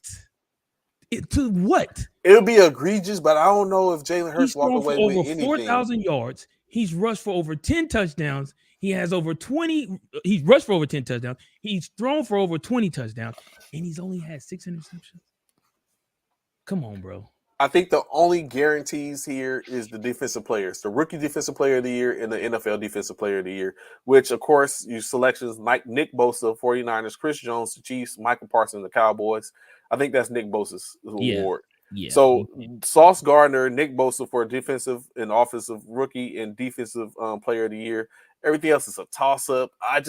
I don't foresee Jalen Hurts. Realistically, I don't see Jalen Hurts walking away with both the offensive player and the MVP. That I don't see. He might. I think he has his better case is for the defense is the offense. I mean, the MVP of the year, to where that's even his or Mahomes. I know, of course, you're gonna go with Jalen Hurts for the most part, because that's your guy. I just think when we look at what Patrick Mahomes did he did more with less. Except for I can agree that. Yeah. I can agree to that. Because we really thought, well, you know what? No, I thought. Thank you. No, don't you do that. Don't you? I thought he was going to be done. I told you he was going to do it without. He basically showed me wrong. I told you he was going to do it without. So that's what we have for the awards coming up. What else we got? What else I got here before we really get down to it? Okay. Let's see. You're going to say we got a couple of minutes. Who's going to get their bag? I have 10 players here, Bishop, in which we can ask, are they going to get a bag? Are they going to sit up and make it happen over the course of this season coming up? 5 quarterbacks, 5 non-quarterbacks, of course. First of the 5 quarterbacks, let's go with your man, Jalen Hurts. Does he get an extension? Oh, Bishop ain't even there. So we have 5 players, of course, like I said, 5 quarterbacks, 5 receivers, in which he's probably finna go put on a jersey or some stuff. Which we talk about Jalen Hurts first and foremost. Well, I'm not gonna go with Jalen Hurts first. Daniel Jones. So Daniel Jones did not even get a contract extension this past year for the New York Giants. He basically played out his season with the Giants without being without being franchise tag nor given an extension. He got the Giants to a Super Bowl. A second round playoff appearance. So I asked, does Daniel Jones receive a contract with the Giants? Does he go on to free agency, or does he get franchise tag to avoid him from going to free agency to pay him $32 million for a year? Even then, does he play out that full franchise tag, or does he get a extension during the year? So that's the first one. Daniel Jones, Danny Dimes, quarterback for the New York Giants. What say ye? Is he going to get the bag or not? Additionally, Joe Burrow up to get a team extension. Is it like just locked in where we see Joe Burrow gets his extension, or does he have to play out another season? 2 years going in the conference championship. 1 year, one of the 2 years, they basically made it happen to where he was a Super Bowl quarterback, not a Super Bowl winning, but a Super Bowl quarterback. Here he is, the second year with opportunity to go back to the Super Bowl again, back to back. Will this get Joe Burrow a bag, or are they going to franchise tag him? What's the situation? Does Burrow get paid? Anthony Price said, Daniel Dimes, I'm not paying Jones $40 million for a year to test the market. He will go back. He will be back. So they only gonna pay him $32 million. So I don't know. Do you pay him $32 million to test the market to see if he can catch? If that's, I would be willing to give him $32 million for 1 year to see am I going to, before I make that long-term commitment. At least halfway through the season, I need to look at, okay, he's a real deal. Let's go ahead and pay him. Donovan says Daniel Jones will go, Joe Burrow will get paid. And which Daniel Jones, in any case, Daniel going to have to get paid. Someone's going to have to pay him somewhere. Yeah, Joe Burrow's going to get paid. He is. Justin Herbert, does he get an extension? Or does he or will he have to play out? Huh? He's going to get an extension. I see him getting an extension, yeah. So that's three of 2 or 3 getting paid. Jalen Hurts, extension. Absolutely. You think? Absolutely. Yeah, it's likely. And so the last of them, Geno Smith. Does Geno Smith, he's a free agent, do the Seattle Seahawks pay him? Or is he going to be franchise tag? He's due to he made $3.5 million this past year. Does he get a hefty raise, or are they going to let him walk? I don't think they let him walk yet. They just got him. I don't think they really got to see his full potential. I don't think they let him walk yet. 30 touchdowns, 11 interceptions. Yeah, that ain't top bad. NFL percentage rate. Yeah, I don't think they let him walk. I think he gets franchise tag, and they'll see it from there. Well, no, probably not, because that's $32 million. They're not paying him $32 million. That's basically like paying $1 million for every year he's been on the earth. I think they let him walk. Who? Geno. No, they're gonna keep him. No, I don't know. They just got him. They not finna. No, he's been there. He just got a chance to start. He's been there like 3 years. Yeah, I don't think they will. I don't think they let him walk. Just let y'all see someone was trading. I wanted to let y'all know. Oh my goodness. SC is number 4. SC is number 4. Right there. SC number 4. We have better players anyway. Non-quarterbacks. Well, James Bradbury. Is James Bradbury going to get extended? Or is he going to be a free agent next year? You know what, James? We got a spot for you. No. We got a spot for you. We good where he good where he at. So y'all think y'all gonna pay him? Yeah, we'll keep him. Geno's tricky. Carr will be a backup. Oof. Good Lord, Don. I seen somewhere they had Carr going to Houston, following his brother's footsteps. He could. Even Ingram, tight end for Jacksonville. Does Even Ingram get a extension? Does he get re-signed to a huge payday, or is he going to end up in someone else's? He probably end up in Philly. If you know Philly, good for snatching some damn tight ends, evidently. We might. It's not a bad thing. We might. It's not a bad thing. You know what I'm saying? It's not a bad thing. You know? Does Jefferson get a bag? Yeah, he'll probably get his bag. Yeah. CeeDee Lamb? Yes. He's their number one. Only because he's our number one receiver. Ain't no one else there to push him and be like, yeah, we might be able to go get somebody else to replace him. So he's not. He's basically what happened to Amari Cooper is not going to happen to CeeDee Lamb because he's no one to push him. Yeah. Tristan Wirfs. Who is offensive tackle for the Tampa Bay Buccaneers. He's basically the reason. Yeah, he's getting. They got a lot of stuff to do for that game. Nah, but he's gonna get it back. They're not gonna let that guy go. 24-year-olds and he's already a top lineman. Yeah, he's not going nowhere. So we're coming close. A few more minutes. Zeke is going bye-bye too. Yeah, Zeke is definitely going bye-bye. You don't need So- him. Oh well, whatchamacallit, he broke his leg. So Yeah, so I that don't know. might buy some time. They might end up keeping his Zeke now. So Bishop, I asked this question to you. There's 2 games this week. Sunday, to be exact. Mm-hmm. We have the San Francisco last year's conference champions, went from a 6 seed to playing in the division championship, conference championship game, losing by just a hair to the Los Angeles Rams, who went on to become the Super Bowl champions. Mm-hmm. Facing off against the first seed, best record in the NFL, number Mm-hmm. 1 seeded. Mm-hmm. Mm-hmm. Say keep saying all of that. Yeah, all Philadelphia, that. no, that's it ends right there. Basically, it's not much to say. Oh, well, I can say last year they made it. They got put out in the second round of the playoffs. Mm-hmm. I can say that. Mm-hmm. Getting put out of the playoffs and getting put out of the playoffs. If you make the Super Bowl, it don't matter. But go ahead. Yeah, I'm listening.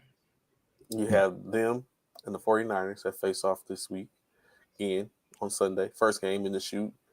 And you have the 2-time appearing Cincinnati Bengals, 2 times, second year in a row, in which they appear in the NFC Championship, AFC Championship versus the 5 years consecutive Kansas City Chiefs appearing in the NFC Championship, been to the Super Bowl 2 times, winning one of those 2 times, or was it 3 times? Been to the Super Bowl 3 times, winning one of the 3. Who are you rocking with this weekend, Bishop? So, like you said, 2 great games that's going to go on this weekend. It's I sad. really feel like you're saying great games, but you don't really mean that. They are great games. They're going to be Okay. great games. They're going to be great games without question. They're definitely going to be great games. Both games going to be barn burners, without question. We're going to see the best of the best play the game this weekend. Let's go with the AFC first. Mm-hmm. AFC, it's hard because, like I said, really? they've renamed the stadium to Burrowhead to disrespect Patrick Mahomes and the Kansas City Chiefs. They're playing that game in Burrowhead with a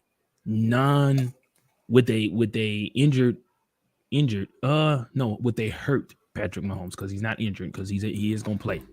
As far as I know, I haven't heard anything I'm saying about him not playing. So, and I don't see him wanting not to play. Can Patrick Mahomes is the question. Can Patrick Mahomes get over the hump of Joe Burrow owning him and the Kansas City Chiefs in Burrowhead is the question. This is a hard pick. This is a very hard pick. Joe Burrow definitely has more weapons than Patrick Mahomes. He got Higgins. He's got that bad man in Jamar Chase. He has the running back game. Samaji, as well as Joe Mixon. And then there's Joe Burrow himself. It's a hard game. Patrick is definitely going to have to lace his cleats up tight. Wrap that ankle tight. He's going to have to do some things. Can a 90% Patrick Mahomes be 4-1 versus a Joe Burrow and all of his Avengers? Time will tell. I'm going to pick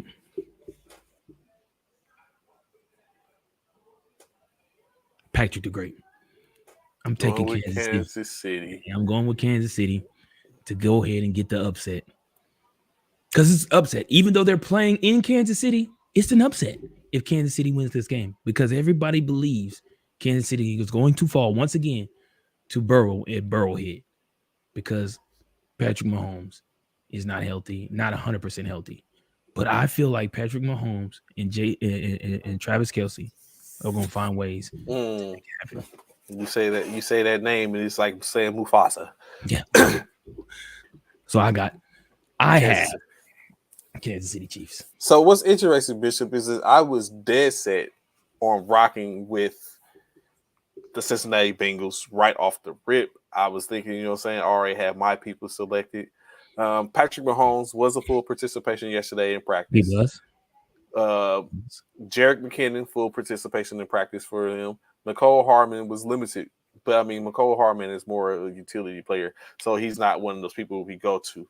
When you look at the list for the Bengals, they did not practice Alex Kappa, their guard. Trey Flowers was a full participation.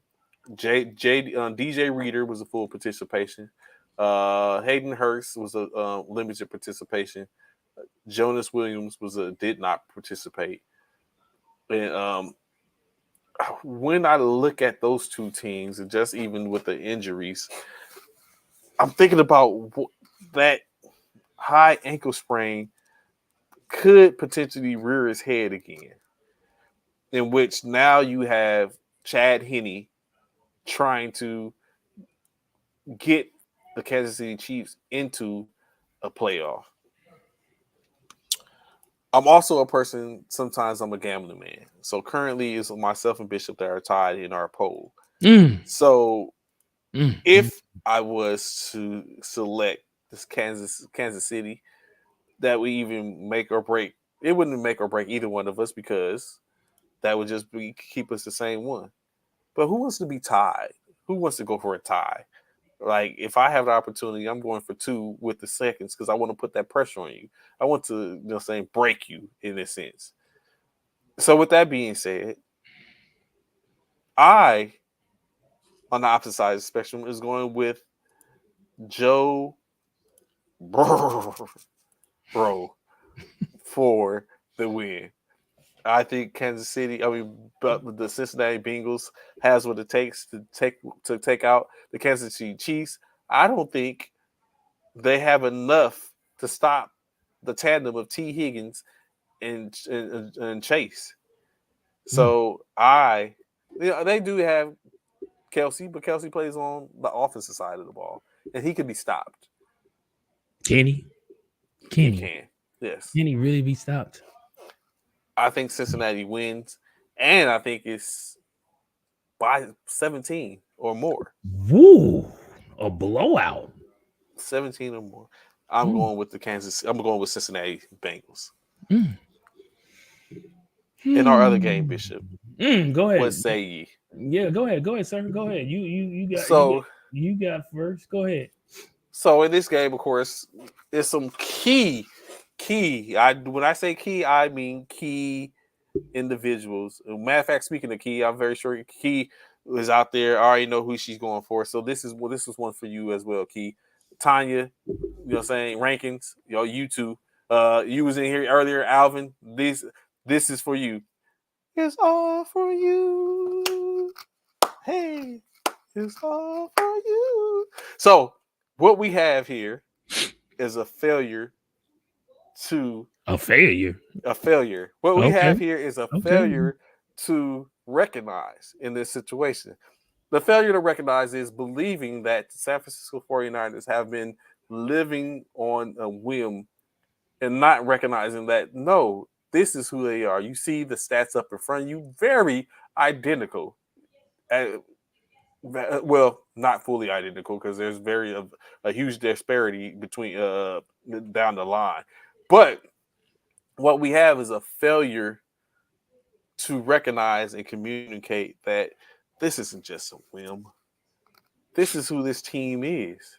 This team showed it last year. It's not for the breakdown of a player or two. It would have been a different story. Maybe we would be getting ready to look at a rematch of last year's Super Bowl. But that's not the case. So I can't even go there. But we are missing some key people who had some injuries that gave pause. Jimmy Garoppolo did not practice. He was checked out, and he's still not ready from what Kyle Shanahan says. So this week he won't be available, but he should be available next week. Christian McCaffrey did not practice. He has a contusion, in which he's dealing with that. So that's a possibility of him. Well, he's not going to miss a game, just no different from Patrick Mahomes missing the game. Elijah Mitchell, which Bishop did not put respect on his name just the other day, asking who this guy was, the audacity when he's better than the majority of your running back room. Maybe just not better than Sanders, but he's better than everyone else in that room. But I digress. Trent Williams, he was a full participator in practice. He is going to neutralize anything on one side of the ball. So you got to go to the other side. That's your only worry. Debo. I just say his name. That's all I need to say. Debo. Because he knows nothing else. Everything else is irrelevant. A.J. Brown, limited practice.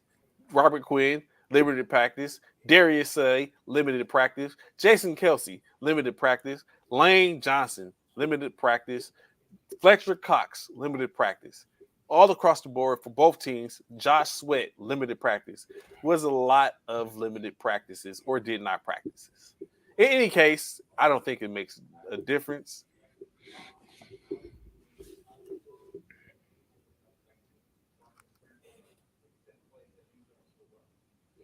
San Fran for the win. Today must be Joke Friday. It must be Joke Friday, y'all. I don't know what else to call it, man. For this gentleman to sit here and think that my beloved Eagles are going to lose to the San Francisco 49ers with a rookie quarterback just doesn't make sense. We're talking about Brock Purdy. We know right now he has no blemishes on his record. He's undefeated as a rookie. He has faced no adversity. He hasn't done anything to have to face adversity. He hasn't played a team like the Philadelphia Eagles. He hasn't played a Reddick. He hasn't played a Darius Slay. He hasn't played a Davis. He hasn't played a Maddox. He hasn't played these guys. A Brandon Graham. He hasn't seen that. He hasn't seen adversity. Dallas tried to give him a little bit, but we all know Dallas, it was their offense that faltered. Unlike Dallas, our offense will not falter. Our offense will come through. Our offense will be the team that shows the San Francisco 49ers who we are. They don't call it a Philly thing for nothing. They don't, it's about that green. It's about that green. A lot of people love the green. You know why I love the green? Because it's the color of money. It's the color of success. It's the color of what you have to do to find yourself in the Super Bowl. And that's what we're going to do. The Philadelphia Eagles, they're hungry. They're passionate. They have a quarterback who has nothing to lose because of the fact no one believed in Jalen Hurts coming into this season. No one. They didn't expect Jalen Hurts to come in and do what he's done this season, go 13-1. No one thought that. No one saw that coming. No one saw that. But they did, and now they know. Their eyes are open. They're awake. They see what it is. They know that right now it is once again time to fly high. Fly, Eagles, fly. We're talking about a 49er. What is a 49er? Is that even a thing? Like, what is a 49er? We represent the nation's bird. We represent one of the most infamous and most famous, the most sought after, the most beautiful bird, one of the most beautiful birds in the world. And that's an eagle. And we're here to show it. I need y'all to understand, when it's all said and done, it's about that bird right there. It's about them eagles flying high. It's about us finishing where we left off. Jalen Hurts was hurt, but he's back. He's going to show you this weekend on why he deserves to be MVP. He's going to put the team on his shoulders, even with a bum shoulder. He's not 100%, but he's going to do enough to get the job done. Fly, Eagles, fly. It's a Philly thing. Go Eagles. E-A-G-L-E-S. Eagles. Point them out, AJ. Point them out. Because time has come. And we're about to show these 49ers who we are. Let's go, Philadelphia. It's that. You don't think you time. can win, do you? I actually do. I am picking my Philadelphia Eagles. The time is now, baby. The time is now. Let's go. Let's go. Bang bang Niner gang. Yeah. Bang bang Niner gang. Yeah. Bang bang Niner gang. Bang Bang bang Niner gang. Bang bang Niner gang. Bang bang Niner gang. Bang bang Niner gang.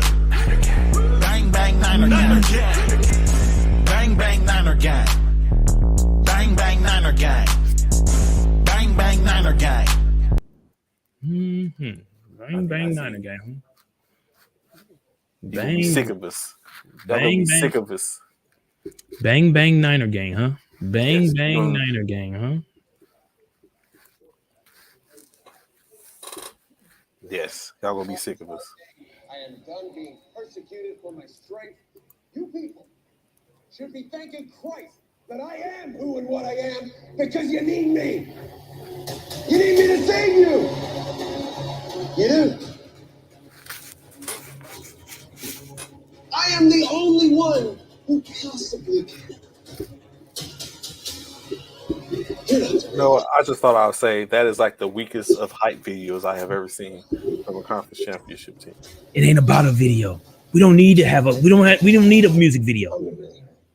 All we need is to stay focused and determined. A video makes nothing. We all see what happened to Apollo Creed in Rocky. All them antics and got his butt whooped by Drago. We don't need all of that. We don't need all of that. It ain't about who got the best music video, who got the best hype song.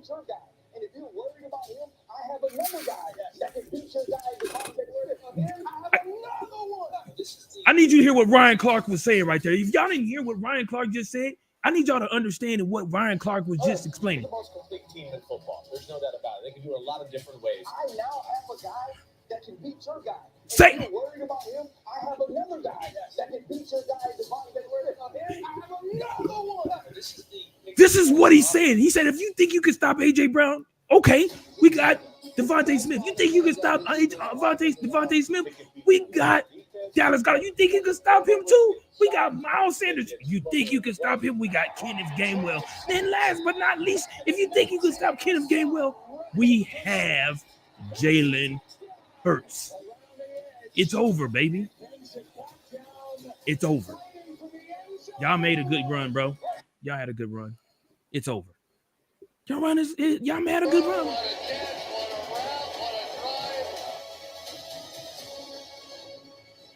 Talk about weak hype. We don't care about a hype video. We don't need it.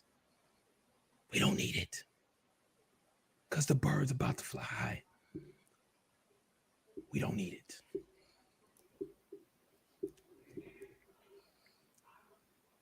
We run this, John. Let's go. It's a Philly thing.